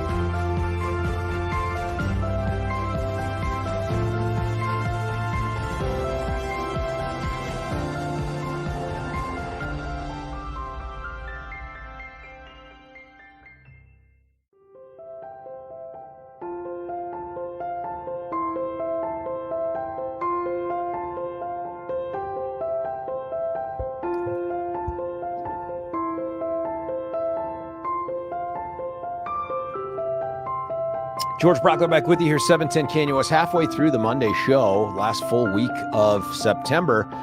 In fact, folks, 1 week from today, I think I'm doing this show from New York or New Jersey, one of those states that has the word new in it, but it's not Mexico or Hampshire. It's New York or New Jersey. I think I'm doing the show from there. And the government could be shut down by then. In fact, if you asked me to bet today, I'd say there's more than a 50% chance that it get closed down. It looks like the writer strike is going to end before we figure out how to keep the government open and moving forward. That's going to be a problem because I've got to use something called TSA. I don't know how the government shutdown affects those folks, whether it's backups or processing, but you got that going on. Nonetheless, for this show, I want to just recap. There's a big poll that came out, and I say it's big, if only because of the impact and the reporting on it. But there's a poll that came out from ABC News, Washington Post. It's a presidential poll. It was released on September the 24th. That'd be yesterday, 2023. And it forecasts, at least for the moment, pretty significant problems for President Biden. It shows that his job approval rating is 19 points upside down. That's bad, underwater. And that it looks like right now, Trump in a head-to-head matchup would be ahead of him by 9 points in that polling, in a preference poll. That's amazing. There's other polls out there that show that at least for primary matchups between primary Republicans and the president, that Nikki Haley's, different poll, by the way, I think it's NBC maybe, Nikki Haley 5-point advantage over Joe Biden, where President Trump is matched at 46-46. Haley has the largest lead in that poll with all Republicans against President Biden. The takeaway isn't Nikki Haley is the answer to all of our problems. She might be. That's not the problem here. The problem here is, what does this mean about Joe Biden? Do you believe this poll? And why would ABC and the Washington Post, two news outlets that nobody believes are center or right of center, they are lefties, and their goal is to pick stories and tell stories that provide a narrative that supports the left's agenda. It's not a product of some sort of conspiracy, folks. I just don't believe that. And frankly, there's just no evidence of it. However, I do believe that ideologically affiliated people can also do the things that they do in the hopes of affecting change at a bigger level. So the question I have is, do you believe this poll? Joan says she doesn't believe the poll. Our friend Joan from Lakewood doesn't believe it, which is amazing because it's a poll that's very pro-Trump in terms of the information that it gives. Why is ABC doing this? Why put out, they didn't have to release a poll. They could have sat on it and done nothing. Why put it out now? 303-696-1971. We're going to go to the phone lines right now. Joe, you're on 710. What do you think, sir? Good morning, George. Morning, Joe. I, like most Americans, have identified the mainstream media as an arm of the Democrat Party. You say there's no conspiracy theory. No, they're just an arm of the Democrat Party. It's not a conspiracy theory. The question is, were you lying then or are you lying now? The poll is, I believe, the truth. The problem is they've been lying to you for years, and now, of course, it's easy when they go for their purpose to go ahead and spill out a truism. Well, so do you believe they're telling the truth, then? Is that what you mean, or do you think this is also misdirection? Remember the polls that we've seen now for the past, really, 10 years. We've seen these kind of polls where they're doctored polls that are so many Democrats in them that are above and beyond then who's taking the poll makes a big difference. But here's the point. I think this poll is the truth. The problem is, what about all those previous lies? Why are they telling the truth now? And here's the reason. Because, and yes, this is where the conspiracy theory comes in, George. They want to get rid of Joe Biden. And I'm going to call it not corn pop hurricane. Let's call it Corn Pop takedown. Corn Pop takedown. And yes, I do believe they're in collusion with the deep state to get rid of Joe Biden. It's simple. They know he can't win. Yeah, so I appreciate that your conclusion is this is an attempt to get Biden out of the race. And I don't disagree that there isn't some motivation there. But where do you see the actual conspiracy? Well, it's simple, George. Who told the mainstream media-ites to start telling the truth? Why have they decided to tell the truth? Is it an issue of where they have to be given direct orders from, yes, George, the CIA or the FBI? What? Well, stop. Yes, That's right. You think that ABC, CIA, Washington and Post, the FBI. You think that the Washington Post and ABC are getting direction from the federal government? How much do you have to see where you realize a story has been spilled right from the CIA or the FBI? Yeah, but this is a poll that they conducted. This isn't a story that they planted. It's a poll that George, they did. You have never acknowledged even that the Twitter files revealed that they were giving direction. The inside FBI and CIA were given direction to the media on what stories to run. Yeah. What do you not get? Joe, let's focus on this particular question and this particular story. This is a poll. Do you think the CIA and FBI conducted the poll or told ABC and Washington Post, these are the results you must report? It's like when there's a common thread in the media, everybody's saying the same thing. They got their talking points. But this isn't saying the same thing. This is the outlier. This is the outlier, Joe. Just a moment, George. The talking points are being let out. Now it's fun to say that Joe Biden is a loser. And the reason why is we want the next puppet to be installed. Who's the next puppet? Well, there are three likely puppets. You ready? Gavin Newsom, Michelle Obama, or, yes, your favorite, Hillary Clinton. Now, why haven't they just picked the one they want and installed them? Well, the reason is that they had their puppet, Joe Biden, when he could walk and talk with the strings being pulled according to the prompter. Uh-huh. But now that he's falling down and hitting his face on everything and calling people a boy, uh-huh. then the reason that they don't want him now is because no, that's not my question. My question is, why don't they just pick the one that they want? You said it could be Newsom. They're about to. Well, who are they picking? They're about to. I believe it's going to be Gavin Newsom. Now, when are they doing this, Michelle Joe? Obama? When are they doing this? Obama, just a moment. Michelle Obama is like her husband. She is deciding not to run, I think, because they need a lot of time and prep work, just like Obama did. Look, it took him how many years to set up his run and his win. They don't operate within a 1-year time frame. But megalomaniacs like Gavin Newsom or Hillary Clinton will, at the strike of a match, put a campaign together, and they have the machine already. Gavin Newsom has a machine, and so does Hillary Clinton. They're ready. I think the big takeaway here is you think that the ABC News, Washington Post poll is designed to nudge Biden out of the way, or at least make it palatable to have him step aside. The part that's not a takeaway, but also a little like rubbernecking a dumpster fire of intellect, is this idea that the CIA is the one that's planning this story. That part is just cuckoo. No, the dumpster fire is the people that don't understand that the media is run by the deep state. It's run by the deep dumpster state. Fire. That's right. It's run George. by the deep state. George. Oh, and by the way, you're part of it. You know how?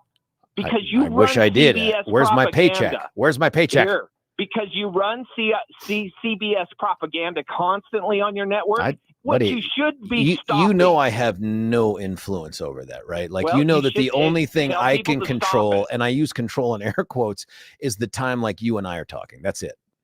But you should tell people to stop it, George, because Newsmax or America's Voice would be a much better sponsor of real news instead of junk propaganda. Yeah, I don't have that kind of influence. I know it sounds crazy because you're like, man, I'm listening to the #1 talk show in Denver, and you're welcome.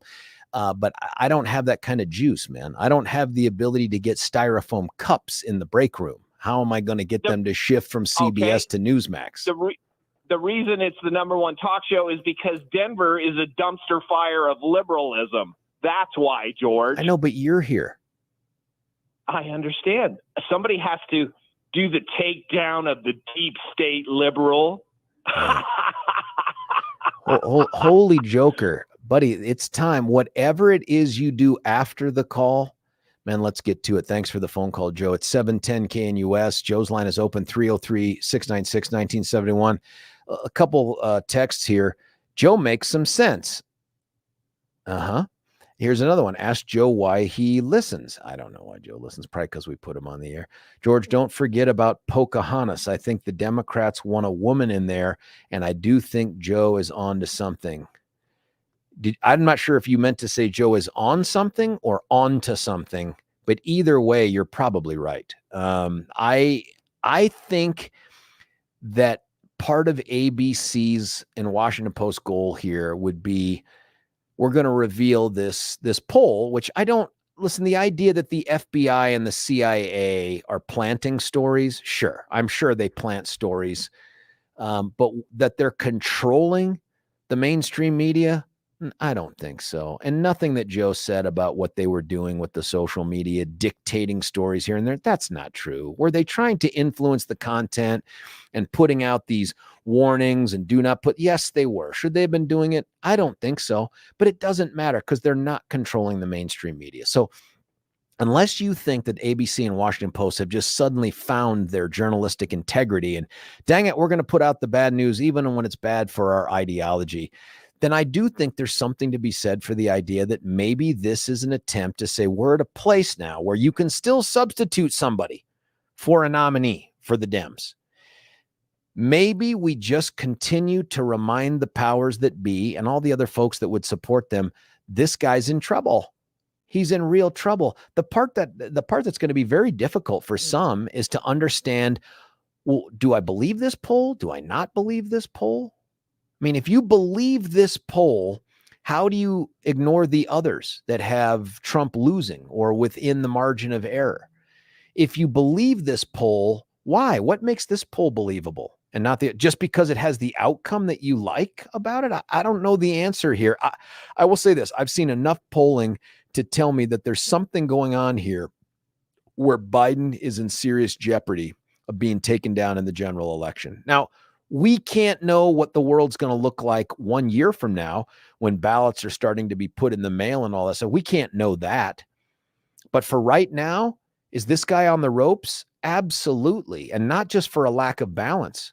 He's on the ropes because, right or wrong, the perception of the economy is that it's troubled and people are doing worse. And you can see the stories right here in the metro area. Housing is redunculous. Try to get into a new house, the scarcity of homes, the price of homes, and oh, by the way, now the Fed-driven interest rate hikes. How many have we had over the last year? 100 hikes? I know that's probably a little extreme, but we've had a number of hikes. We're going to have one more. All of that done to try to address the inflation, but what it doesn't do is address home ownership for folks that want to try to get into a home. It's interesting. Here's another thing. If Joe's taking something, they must be good meds. That's probably true. Joe is missing the boat. It's not CIA running the show. It's the Masons. Also find out where Joe's dispensary is because he got the good stuff. And another one has to be Michelle O. Can't stick a white male in front of Kamala's ascendancy. Well, that's an interesting thing too. What happens with Kamala Harris? I can't believe the Democrats are crazy enough to put her in a position to be president of the United States. I mean, she is really the life insurance policy for Joe Biden because I don't think they have a good answer. There's no way she cannot be in charge. I think it's embarrassing for California that they elected her to Attorney General and then the United States Senate. How did that happen? How did you guys vote for that? She was a district attorney for San Francisco. How did you do that? Why did you do that? She has proven to be, I think, not up to a very, very small task. It has very few constitutional powers and very few responsibilities. What's the thing that she's done well? I really don't think it's Kamala Harris. Her negatives are pretty bad. Here's another text from our buddy Joan. You are right. They need to get rid of Biden before November 2023. He is affecting the election now. He could be, yeah, for sure. I think the truth here is that the polls have always been pretty reliable, and they still are. I don't see the inconsistency. There is variation based on the sample population and methodologies, but there's no conspiracy. I agree on no conspiracy, but this poll is significant because it's not 1 or 2 points. It's a 9 or 10 point swing outside the margin of error. That's big. That's a big one. Another text. I believe that Newsom is going to be the replacement for Biden, because Newsom is going to the GOP debate to be the Dems counterpoint person. I also think New Mexico Governor Michelle Lujan Grisham, fresh off her executive order to something weapons ban in Albuquerque, will be the VP candidate. Well, that would be consistent, right? At least on their side. Grab up the biggest gong show you can and plug them in as VP. The Washington Post serves 2 purposes. 1, get Dems used to supporting a different candidate, and 2, push back against narratives that they have anti-GOP bias. Yeah, maybe that second one does that a little bit. I don't think that could be the primary. The primary, and again, not a conspiracy, Joe, there's not a conspiracy. Get Dems used to supporting a different candidate. I don't know if it's get used to it or if it's let's advance the narrative that there is room here for another candidate and maybe we ought to be thinking about it. But I don't know. Do the Dems and the Republicans reach out to the press and say, hey, here's this and here's that? Of course they do. Do you think that the great one and Charlie Kirk and all these others just somehow magically fall into all the information that they get? No, they have people that feed them news, and I presume some of them are Republicans or conservatives, and that helps. I am certain that the Dems do the same thing with the media. 303-696-1971, all the way from my hometown of Lakewood. It's Joan. Joan, what do you think? Well, you have made me go against my word because I texted you. Oh, sure, it's my fault. I wasn't going to get on after Joe. Because I like to think I'm sensible in some ways. But I said, no, I don't believe this poll. But I also said, I think the Dems are trying to make us overconfident. And this is the red wave. When the red wave didn't show up in 2022 because everybody was so confident the red wave was going to come up. And they didn't get out and they didn't knock doors and they didn't work it. And it worked for the Dems. So now we've got to make sure that everybody thinks that Trump is a shoo-in, which I don't believe for a moment, because of all of the stuff that they do, like try to keep him off the ballot here in Colorado.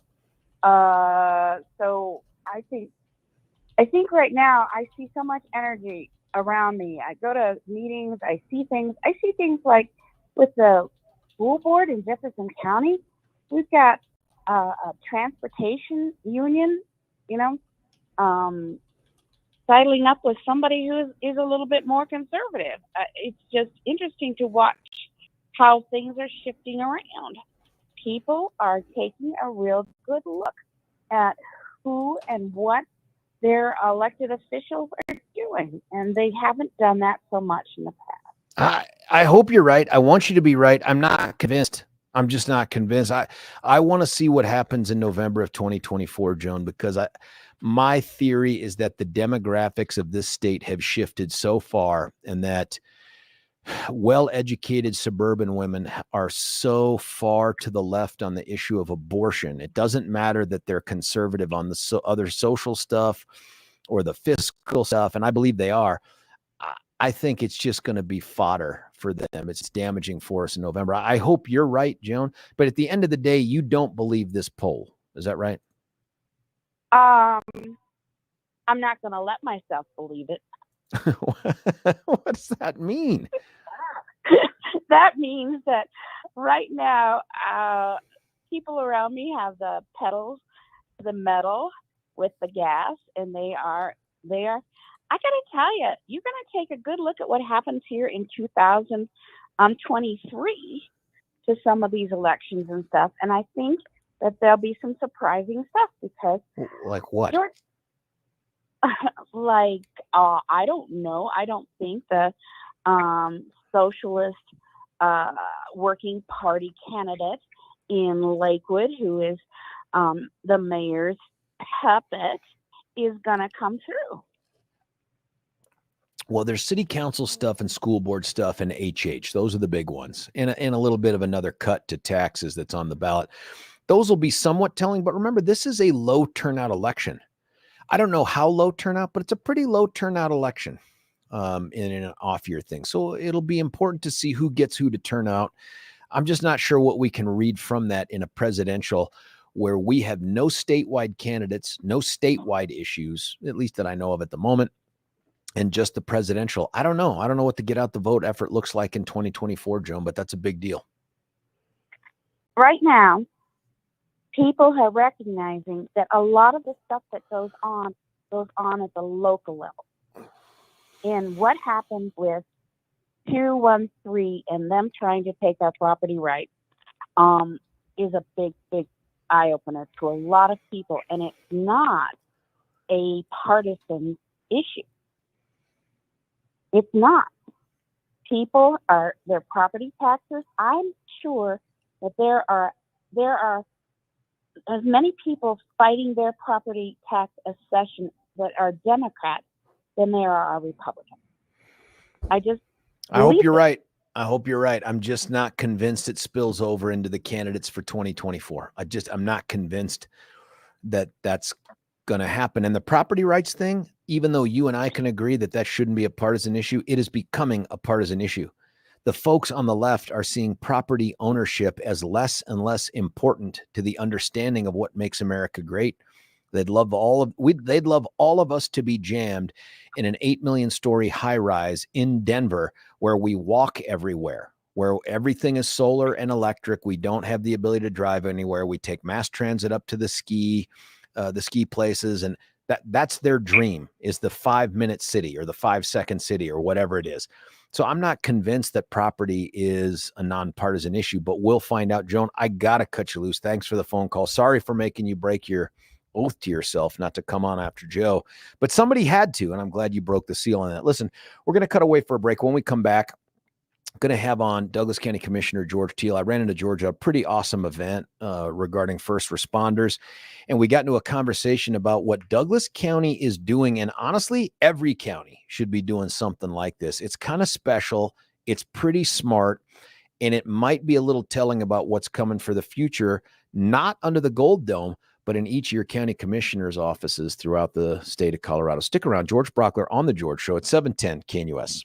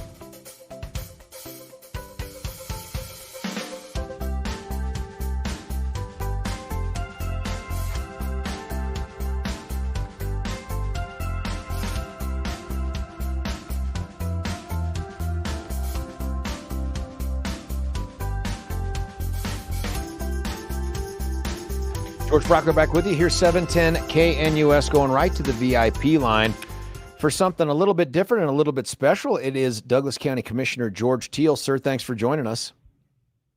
Thank you, sir, for having me. Now, listen, I know how busy you are, so I don't want to take up your entire morning, although I would. But you and I ran into each other at a pretty cool event last week, maybe Thursday, out there at the Botanic Gardens by Chatfield. And it was really a cool thing for first responders. And you and Abe Layden were there. Tons of the Douglas County folks were there. It was a pretty cool event. And when you and I got to chatting, we started talking about the property tax thing.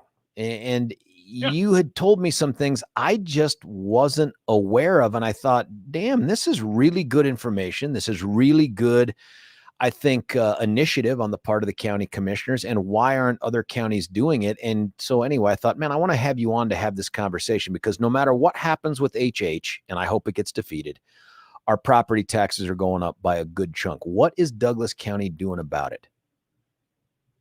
Well, we're trying to provide tax relief every time we can and anywhere we can. And that's what we were talking about, George. We were talking about we had just last Tuesday lowered the valuation for all residential property here in Douglas County by 4%.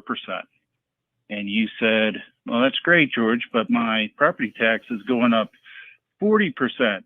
Right. Why only 4%? And so we talked about the fact that, here in Colorado, we know property taxes are meant to be assessed at the county level. Only problem is, George, over time, and you know this, laws of Colorado are like a layer cake, right? You start at the very beginning with the Constitution, and over time, our Constitution has become the size of War and Peace. Yeah. Whereas the United States Constitution is still something that can fit into a breast pocket on a men's shirt. And additional laws have been written into the revised code that have made property tax assessment a little more complex. One of the things that still exists, though, is we, the Douglas County Commissioners, sit as the Board of Equalization here in Douglas County, and we do have the ultimate authority to set what that property tax valuation is, and then, of course, what the mill levy is, with some controls from our friends at the state. And one of those controls, George, is that when if a assessor in a county, let's say, doesn't revalue taxes, and that does happen, particularly in the rural counties, you'll get somebody elected and they're like, I don't have to, and you can't make me reassess property taxes, reassess valuations. And in a way, that's true. A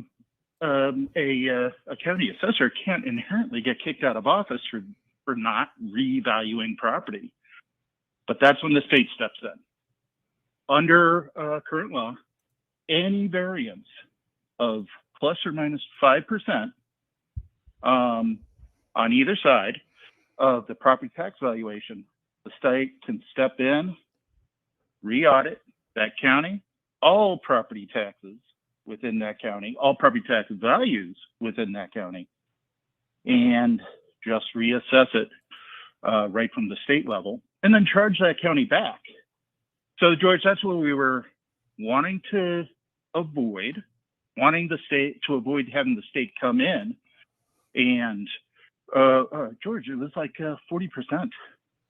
It was an enormous number of people who went in for property tax appeal. Appeals. Thank you. And all that would have to be done all over again. Oh, you're kidding. Do you want to?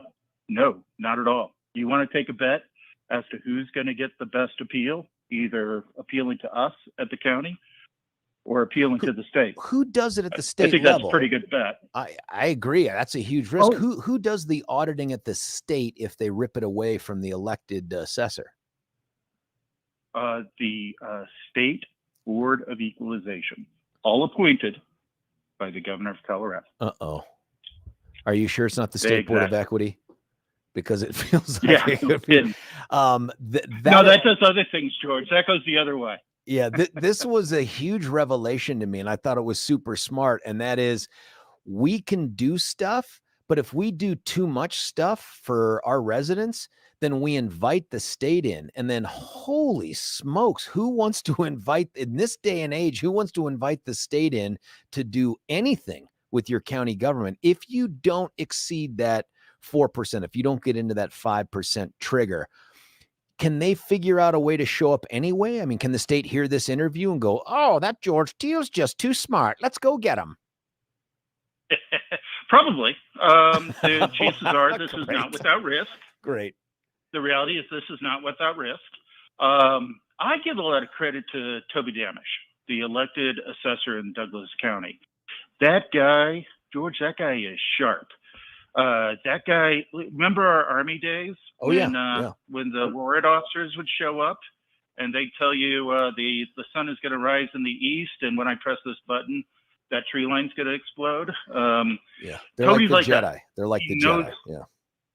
Exactly. And Toby's like that. He really knows the regulations inside and out. By lowering the tax, the property valuation by 4% across all residential, we're invoking a law that hasn't been used since the 1920s. Oh, what? Over a century. Huh. Yeah. And it's and has been used in judicial review, has passed judicial review for the last 100 years, but never been used in this manner in 100 years. So this is novel. Have you talked, and now tell folks what CCI is, and then my follow-up question is, have you had conversations about the magic you guys are doing with other folks at CCI?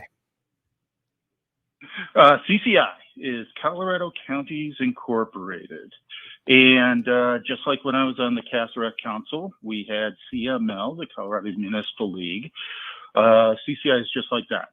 It's a place where we can all come together. We do a little lobbying together of the state legislature, but more specifically, it's kind of a network group on steroids where we're able to share ideas and pass ideas back and forth. We haven't made a big push at CCI yet. Now, doing it on Tuesday, when we made this decision on Tuesday, excuse me, we were about 2 days in to the period before November to make this decision. So we were very early to invoke it. Okay. We had just accepted the appeals recommended by the assessor, all of the work that they've done all summer long with people coming in for appeals. And so we're going to now. Yeah, we're going to talk it up. We're going to let our friends at CCI know. And, you know, some of those, George, they are counties whose elected representatives are on the other side of the aisle. Don't know how interested they're going to be, but we're absolutely going to share it with our friends in the other Republican counties, the large ones, Weld, El Paso, Mesa, and then, of course, all of our friends in the smaller counties to see if they wish to follow suit.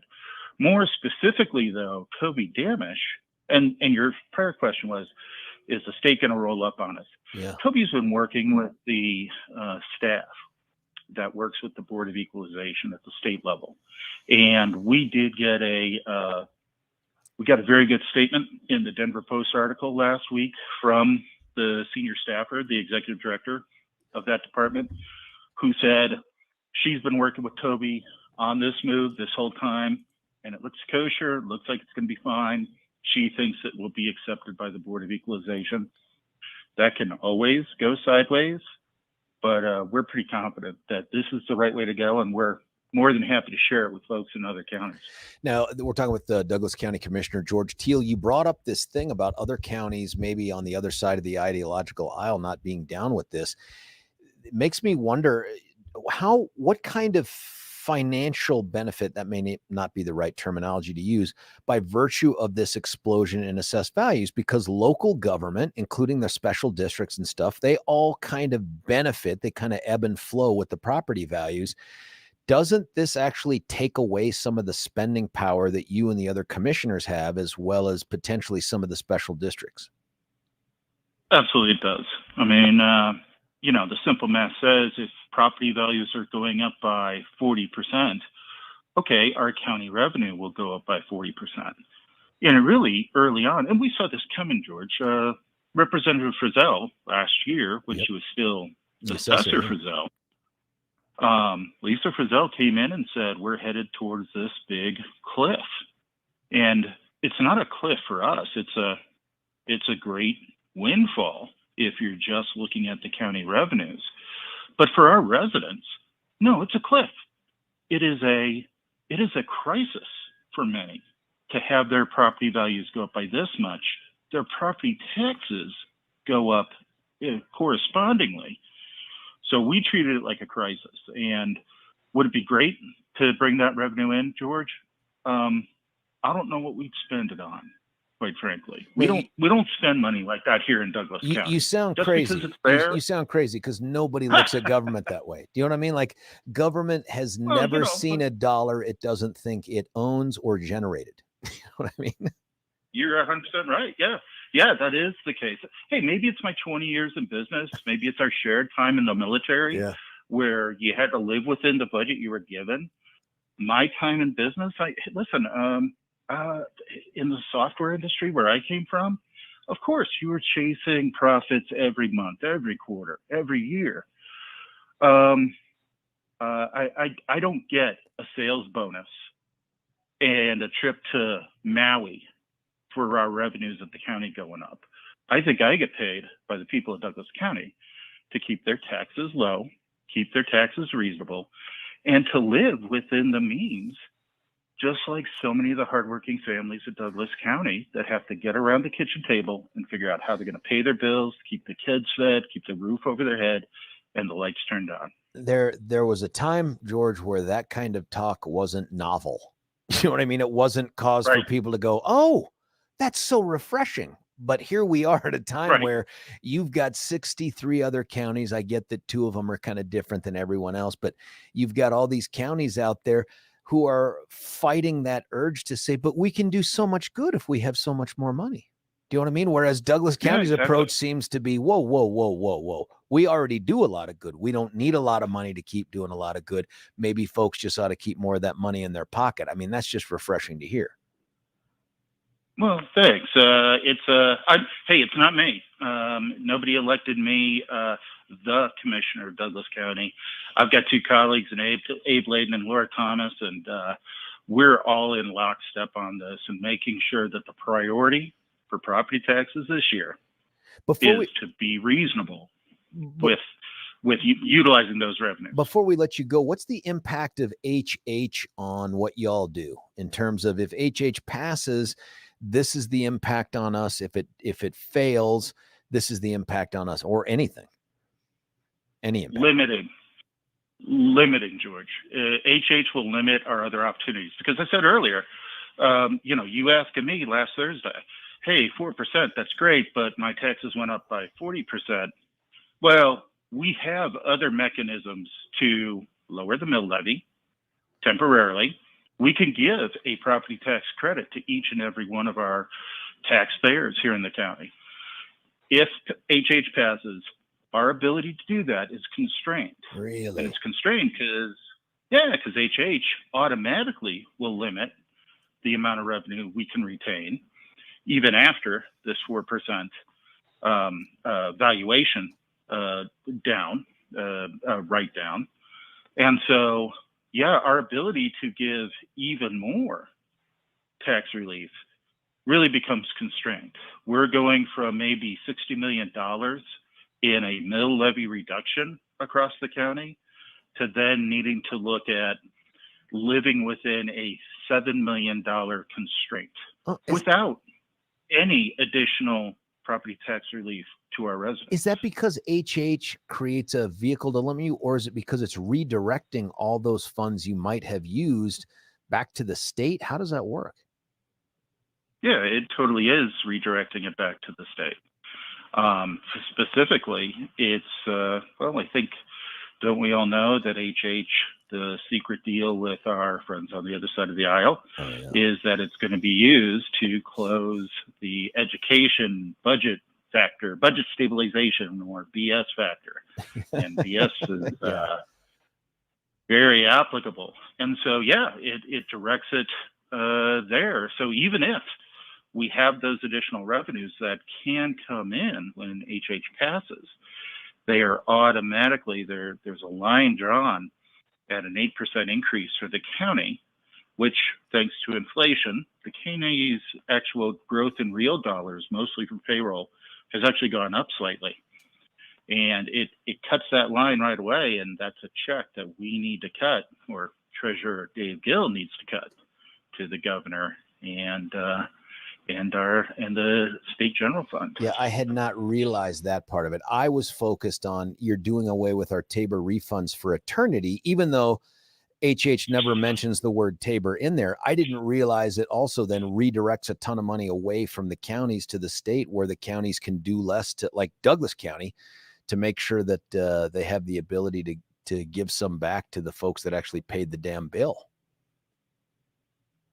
Exactly. No, it does. It does the same thing to the school district. I mean, school district is here in Douglas County is knocking on doors and stomping on the streets to get people to vote in favor of another mill levy override. Well, even the extra revenue that goes to the state is still not guaranteed to make its way down here to Douglas County schools. And the school district leadership, they know that. And I'm opposed to 5A and 5B. I'll be voting no myself. I encourage others to vote no as well. But they do have a point. Even these extra revenues that are meant for education, well, it's not meant for education here in Douglas County, probably.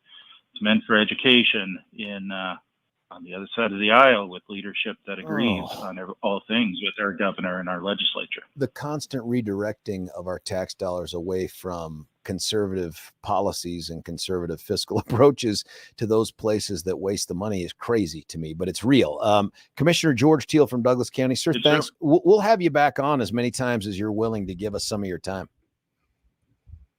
Hey, man, no sweat. Just don't tell anybody the way I looked when we met on that long road up in Fort Collins.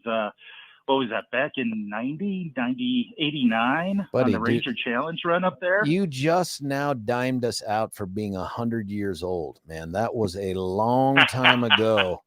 You went and got your commission at super liberal University of Northern Colorado. I got mine at very conservative C Boulder. It was just, yeah. I really think you got those words backwards there, I think I didn't do my due diligence, but we ended up in the same place anyway, so that's not so bad. By the way, since you've been talking, at least one text in here that says, "Why can't I live in Douglas County?" I texted back, "You can move. Douglas County wants more great people. Yeah. Get here." Yeah, absolutely. Absolutely. There are people that are coming down every day. Every month I will get an email, I'll get a text. Hey, Commissioner, want you to know, just moved to Douglas County and you guys are doing a great job. And I could have gone anywhere, but I moved to Parker. I moved to Castle Rock. I moved to Castle Pines. Because, hey, and then, George, I don't know if you saw it. Article came out from kind of a realtor's blog kind of thing. Castle Rock. Ideal place for veterans to live. It laid it out there. Yeah, it was a really nice article and tells the story of, no, we're trying to create a community down here where veterans can find a home, can be welcome. That's just out of 20 years of war. We know guys had a tough time, gals had a tough time. Yeah, this is a place that veterans can come, feel at home, know that they're going to raise their kids in safety and love. That's fantastic, man. I got to find that article. Hey, Commissioner George Teal, thank you, my man. We'll talk with you soon. You bet. Take care, George. See you, sir. Go Army. Hey, listen, I got to cut away for a long overdue break. I took George a little bit long, but I wanted to have the conversation with whatever time Billy can craft together with what I've done to screw us. We'll be back and say goodbye and then come right back in the 9 o'clock hour for more of you and me. George Brauchler, 710 KNUS.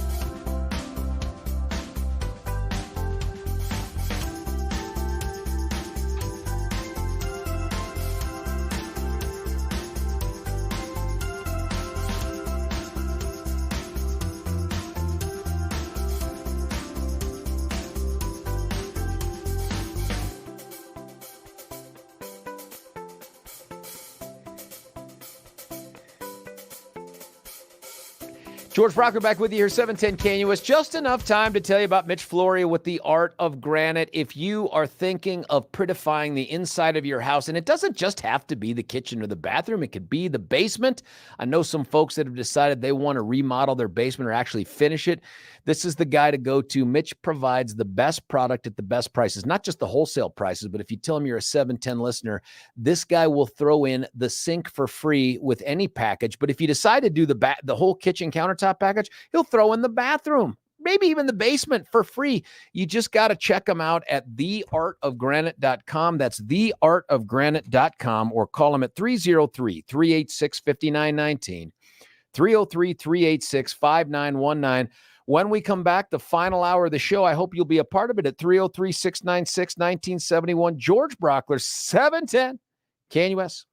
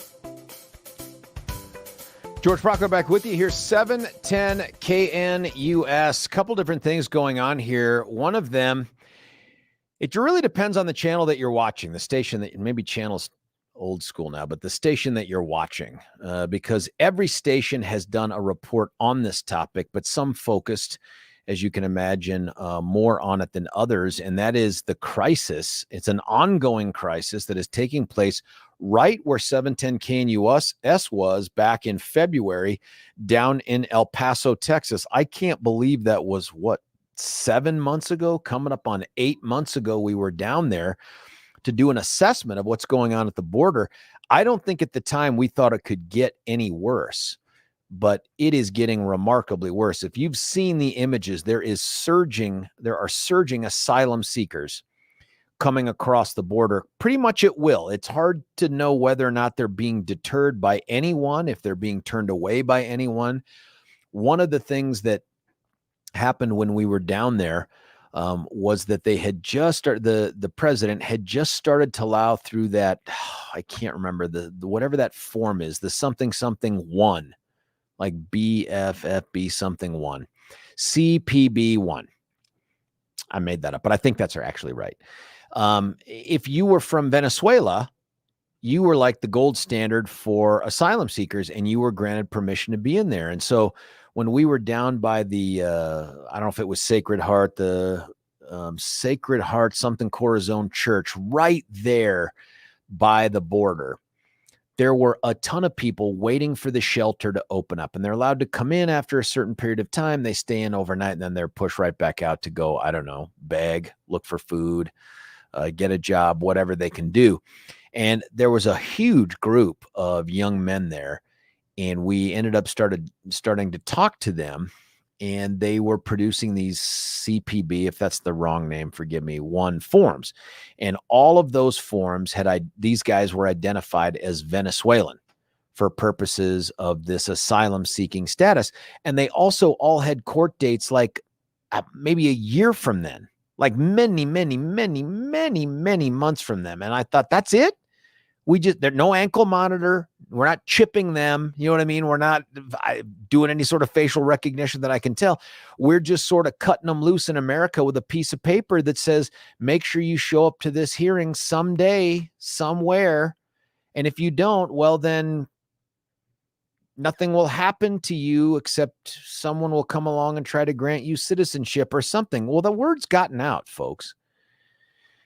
And so now it looks like El Paso, Texas, where we were, is at what has been described as a breaking point. More than 2,000 people per day seeking asylum, blowing way past any sort of idea of shelter capacity that was down there.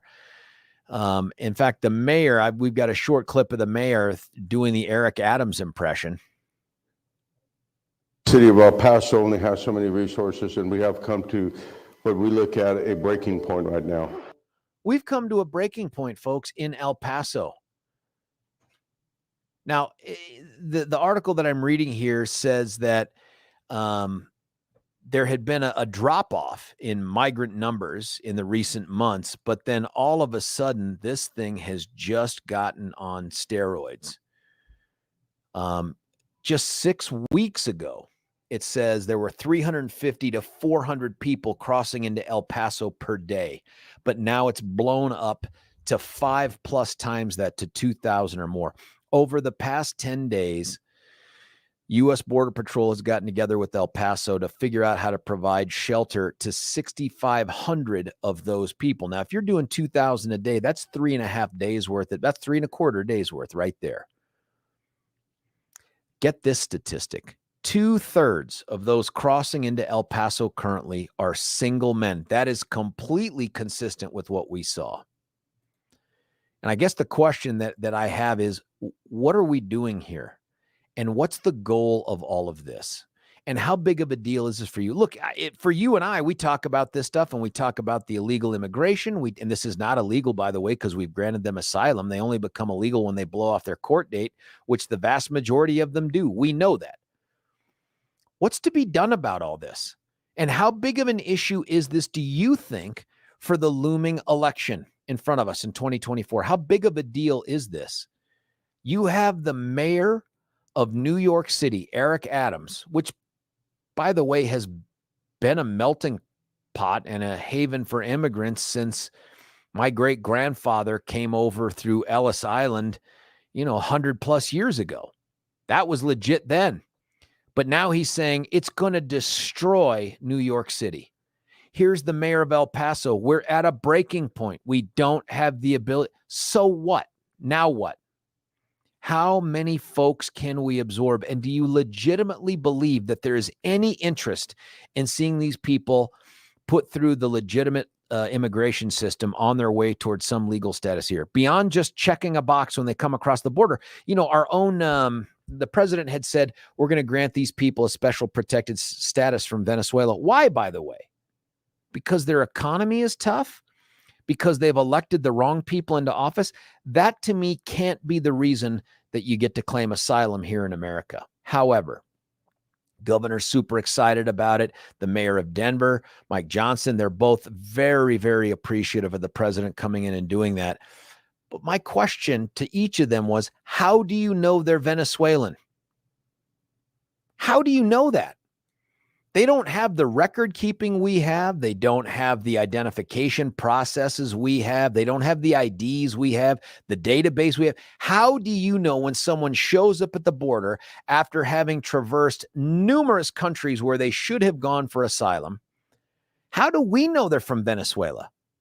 Do we quiz them on Caracas or something? Do we ask them to identify, what's that from Rio de Janeiro in Argentina? Do we try to get them to misidentify something there so we can say, aha, you're not really from Venezuela or Brazil? Or, what do you do?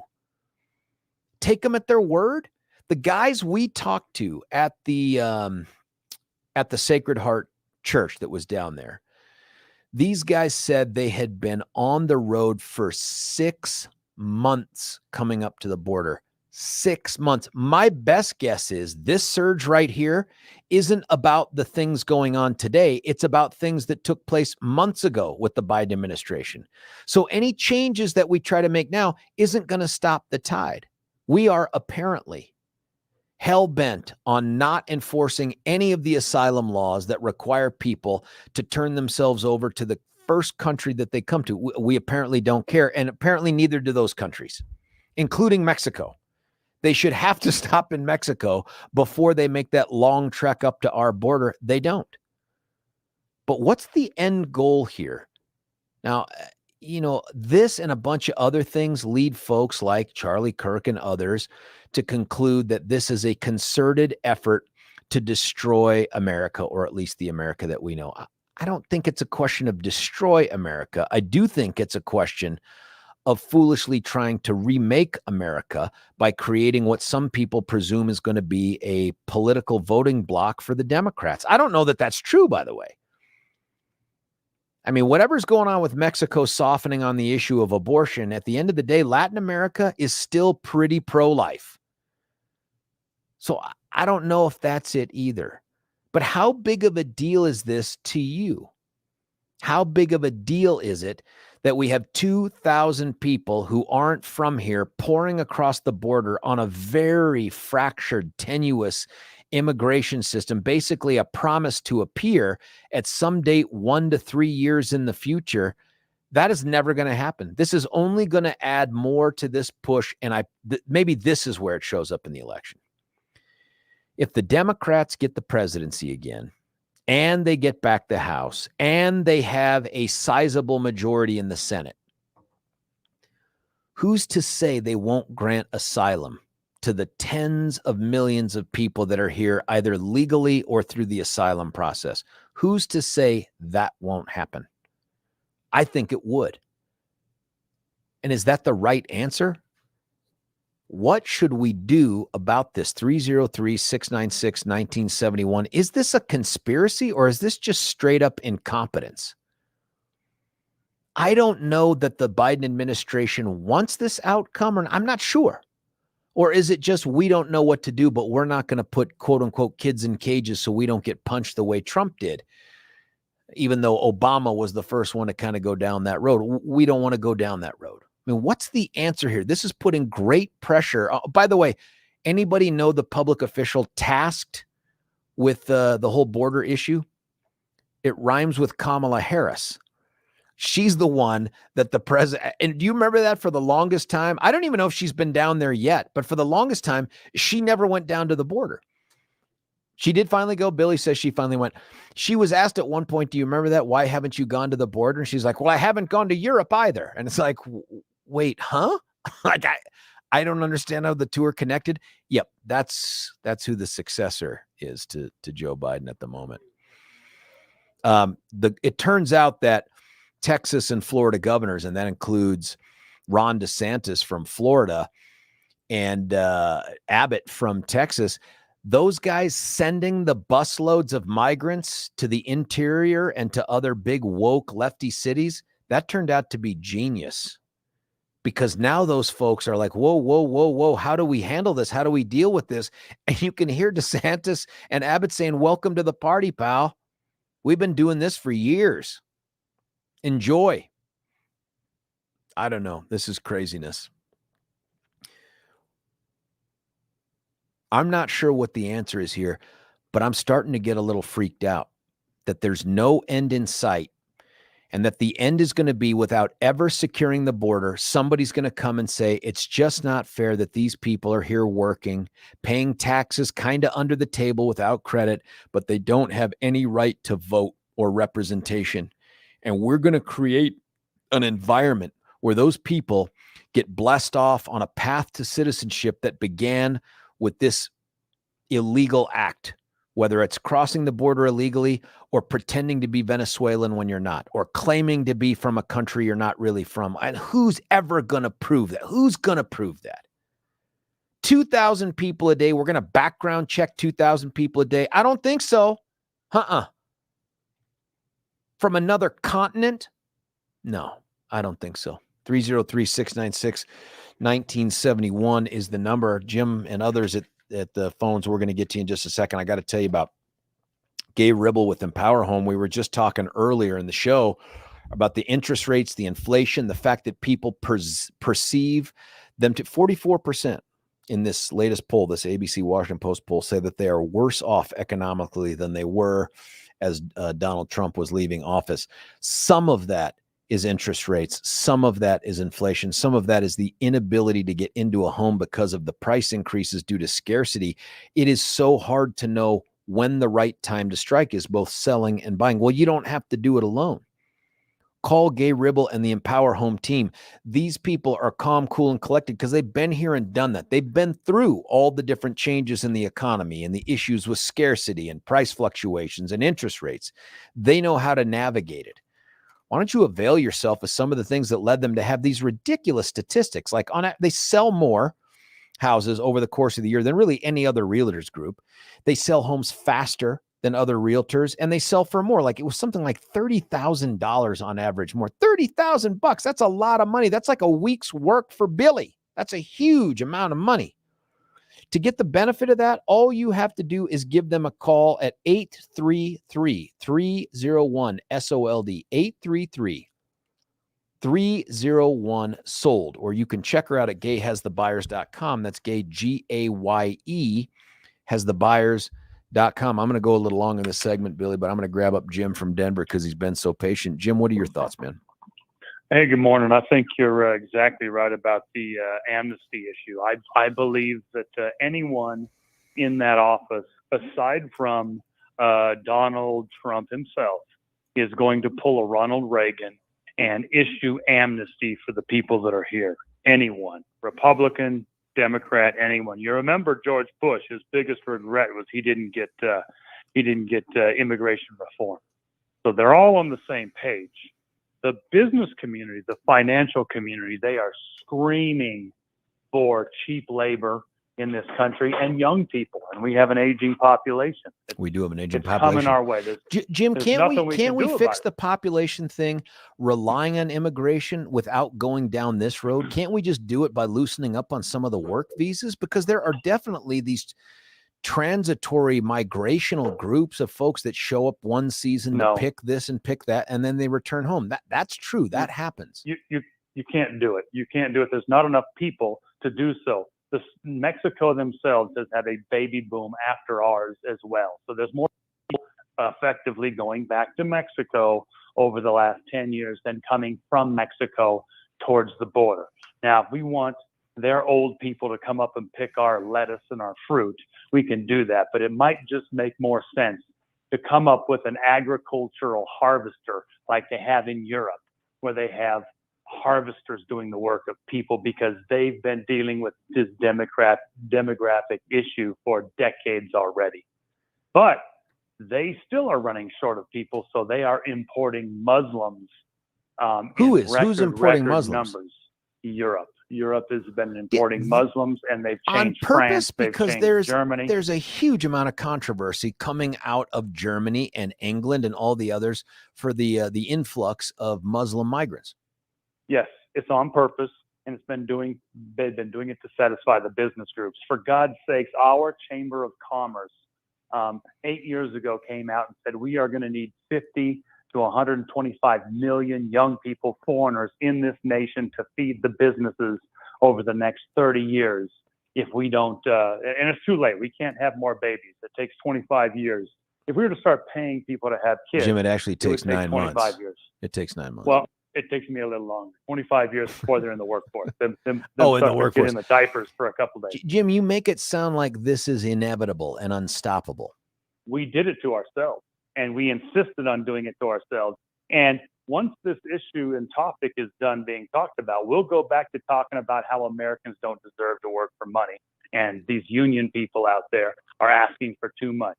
Well, there's another classification of worker now, aside from the people that get off their couch and go to work. We have people deleting emails from their couches now, the stay-at-home workers. So there's a whole nother category. Anybody that goes to work now in a factory or produces something has got to be a complete fool when you introduce another category of worker that never has to leave their couch.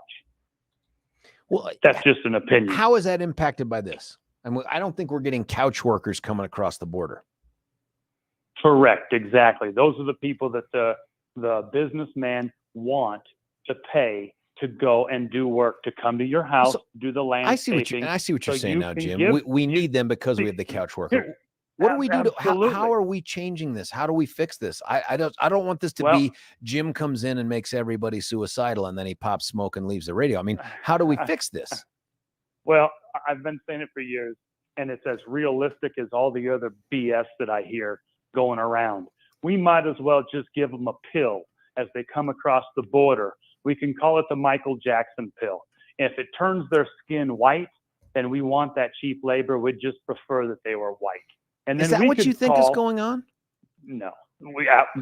Boy, let me tell you, it's not for voting. They're not. All these people aren't coming across for voting, okay? No. And even they're saying that they've caught somewhere between 40 and 50,000 Russians crossing our border in the last year and a half since that war started. So there are things going on, and us having feelings or voting for the right or the wrong person up here is not going to make a damn bit of difference, because our Chamber of Commerce, our business community, no matter who they fund and vote for, whether it's Soros or the Koch brothers or any of these other people, they want cheap labor. When you call someone to your house to give you a price on some landscaping or carpentry work or any other work in your house, we as Americans believe we should be able to call 4 people and get the low bid, right? Yeah. Well, these people that come to our houses now, guess what? They have to buy a $100,000 truck, and they got to wait 9 months for that damn truck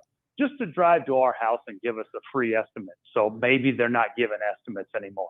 And then when they do show up, they bring a salesman, and the people that show up don't speak English, and we're not happy with that either. But Jim, you are right about that. I've had 2 within the last week of folks that come up, and this is a bit fascinating, not English speakers as a primary language, and they have their phones out and they're using Google Translate and so or some other translate thing, and they're like trying to talk to me about this, and it's in like pidgin English or broken English or something. Like I can get enough out of it, but I'm like, whoa, they're not even pretending anymore. Like they're not even bringing a translator with them. It's just, this is it.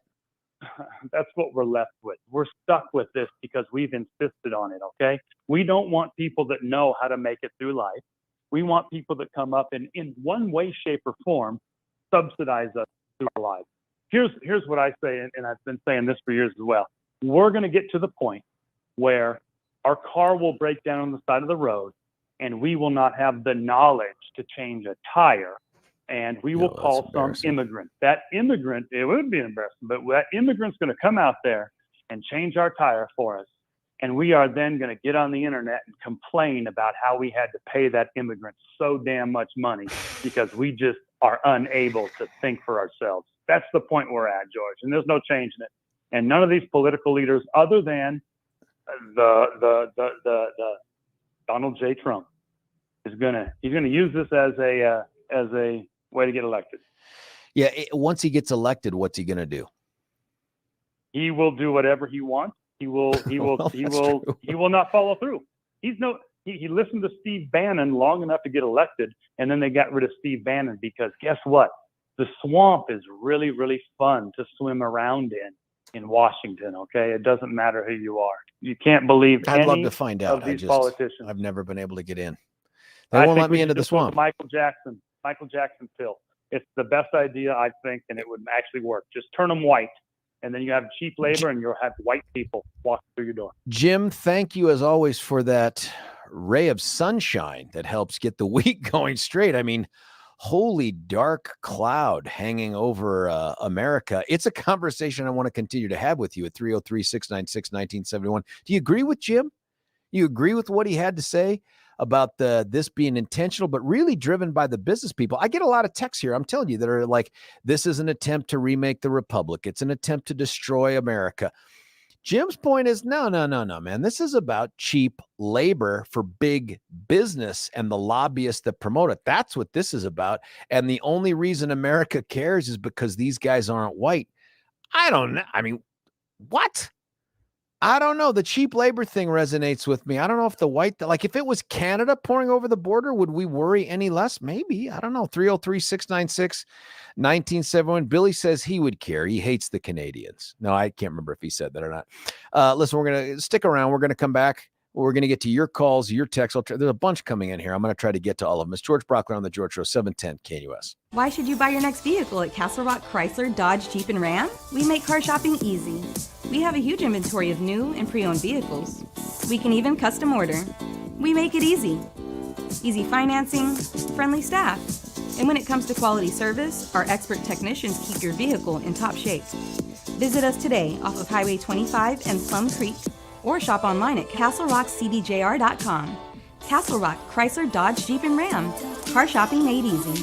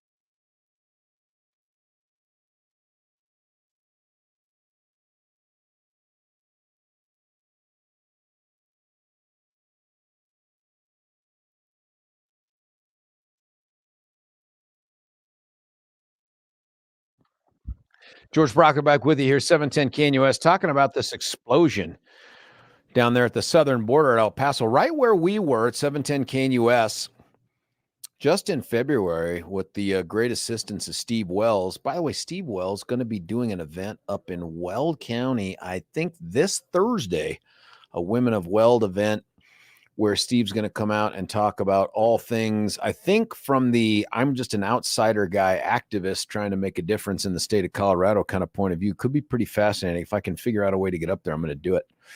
But 2,000 people a day surging across the border. What in the hell are we doing here? The way Jim, who's been a ray of sunshine today, brought up the fact that he thinks that it's all driven by, and all is too strong, that it's majority driven by big business wanting to have cheap labor. And how, by the way, how does all of this union stuff feed into that, right? Like we've got all of these automakers that are being held hostage by these workers that are saying you're making too many profits and I'm not making enough money. And so we're going to try to get some of those benefits sent our way, including the ridiculous suggestion of having a 4-day work week. Come on, man. You could get me at more benefits like money and retirement, but you start talking about, I should only have to work 4 days. I don't think so. That feels like a government job. No, thank you. But the bigger issue is this about cheap labor? And Jim suggests, if they could just take the Michael Jackson pill and become white, we wouldn't care. And so Bill and I were talking off air, and I'm like, you don't think people would care as much if it were Canadians pouring across the northern border? I would, but then I thought, maybe there's something to it, man. Maybe the Canadians coming across the border, because they're largely presumed to be much more homogenous and just a bunch of white dudes who love the cold coming down over the border. Maybe we wouldn't care as much. I don't know. 303-696-1971. Maybe the answer is that the folks down south look different enough from us and talk differently enough from us that's the kind of difference that we really resist much harder. Maybe that's the same thing with England and Germany and the others with the Muslims. They're just different enough. And it's not so much about the immigration as it is about who the immigrants are. How do you feel about that? 303-696-1971. Jim, if this is Jim part 2, please be a ray of sunshine. Jim, you're on 710. What are your thoughts? Good morning, George. I totally disagree with what your prior caller said. I think that, I don't think skin color or ethnicity has anything to do with it. I think actually business does want cheap labor. But I think there's a part of the scheme is actually to destroy some of our government functions concerning healthcare and education. I mean, when you have this many people coming across the border that don't, and the data shows that they have an 8th grade education or less, these people are not going to be getting into skills. These are not going to be replacing our plumbers. They're not going to replace our electricians. They just will not have that skill level. They'll be helping those people. But how many helpers do you need? How many people do you need mowing lawns? How many people do you need cleaning hotel rooms? The fact of the matter is, I think it's going to destroy the fabric of America by adding this many people into there. And I think I've heard Trump say that his very first thing will be to do mass deportations.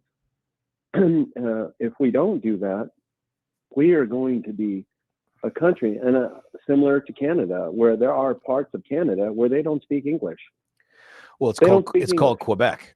That's different. I mean, how do you accomplish that promise of the mass, exodus stuff or the mass deportation? How do you do that?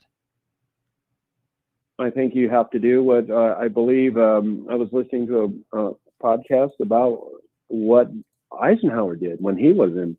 He did a mass deportation. Over 2 million people he deported over a short period of time. So it can be done. And you first go with those that are in jail and you take care of those people.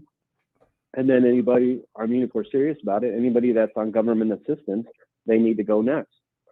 Anybody accessing public services needs to go. You think the courts would be good with that? No.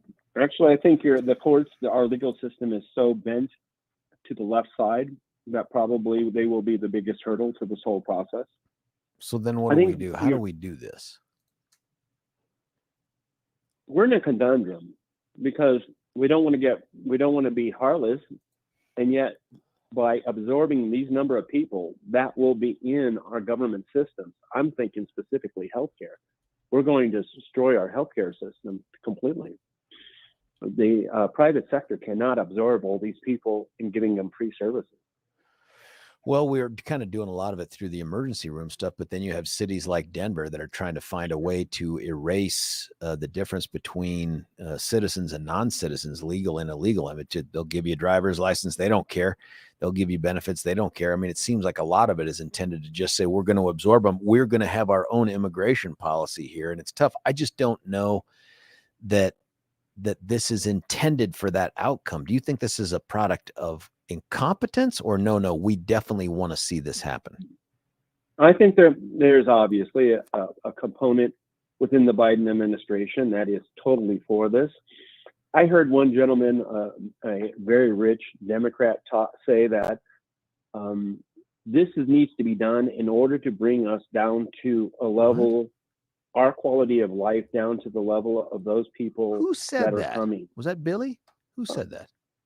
Well, is he a Democrat? If he is, I don't know. He could think that. Billy's unaffiliated. I don't think he wants to wear a jersey. I get it. I was listening to, you get a chance, it was Dan Bongino, and he had one of these podcasters on there talking about it. And I thought, man, that's an interesting concept. And he said, basically, let them all come in. Let them all come in. Really? More the merrier, these people, because they need to change America to where they came from. So we're all at the same level. And I thought, man, that is such an interesting concept. And I believe there is. I wish you could remember who that dude was. I'd love to get that clip, It's on the weekend. If you get a chance, listen to it. He's got it on there from this last weekend. And I know of a lot of Democrats. And think about it. Those that vote for this, let them be the first ones that say, I have a room in my house that will take an illegal. Let them be the ones. So I think those people need to be able to access my health care. They want this to happen, but they don't want to do anything in order to help those people. They want to move it on to our responsibility. That's the point. They're destroying the school system as well. I mean, New York City, you've heard about it. They've got certain classes where they can't speak any English, and these teachers don't speak their language. What's that? Yeah, I think part of it is we're trying to adopt to something that we've done, but I don't think we intended it to go this. I didn't think we intended it to go this far. I just think 2,000 people a day, and that's just one spot. That's just one city. That's not the entire border. And would you feel the same if they were coming over from Canada, the Quebec side of Canada? Well, I'm telling you right now, I've met plenty of illegal people that are just wonderful, and they're Hispanic. They're wonderful people. What should happen? I don't have any.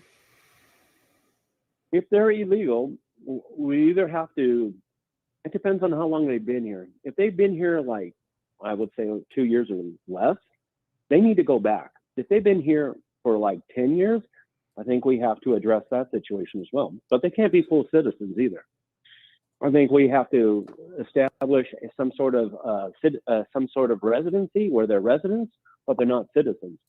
I think the Democrats are playing the long game of making them citizens and therefore changing our whole electorate. That's their whole idea. I think that they're very smart, these Democrats. I think they just feel that's why this whole idea of voter mailing is so in line with what they want, because that's how you can put these people into voting. Man, this is interesting. This conversation isn't going to end with us, as you know. Thanks, Jim, for the call. It's just interesting because I don't know what the right answer is here. I want to say, let's just stop it all. Let's get everybody that's here that shouldn't be here, that's overstayed their visa or whatever it is, outside the country until we decide to process them to get them in if they deserve to come in. But I don't even know how you practically do that. And what do you do with those who have come here illegally, but then they've had kids and the kids are now citizens? Do you say, too bad, so sad, suck it, move on? The law doesn't support that, but what do you do? Or do you send the parents away? this whole breaking up the families thing. I mean, it's easy to say, not my fault. You guys made the decision. You're on the hook. There's some legitimacy to that, but is that really what you do with these folks?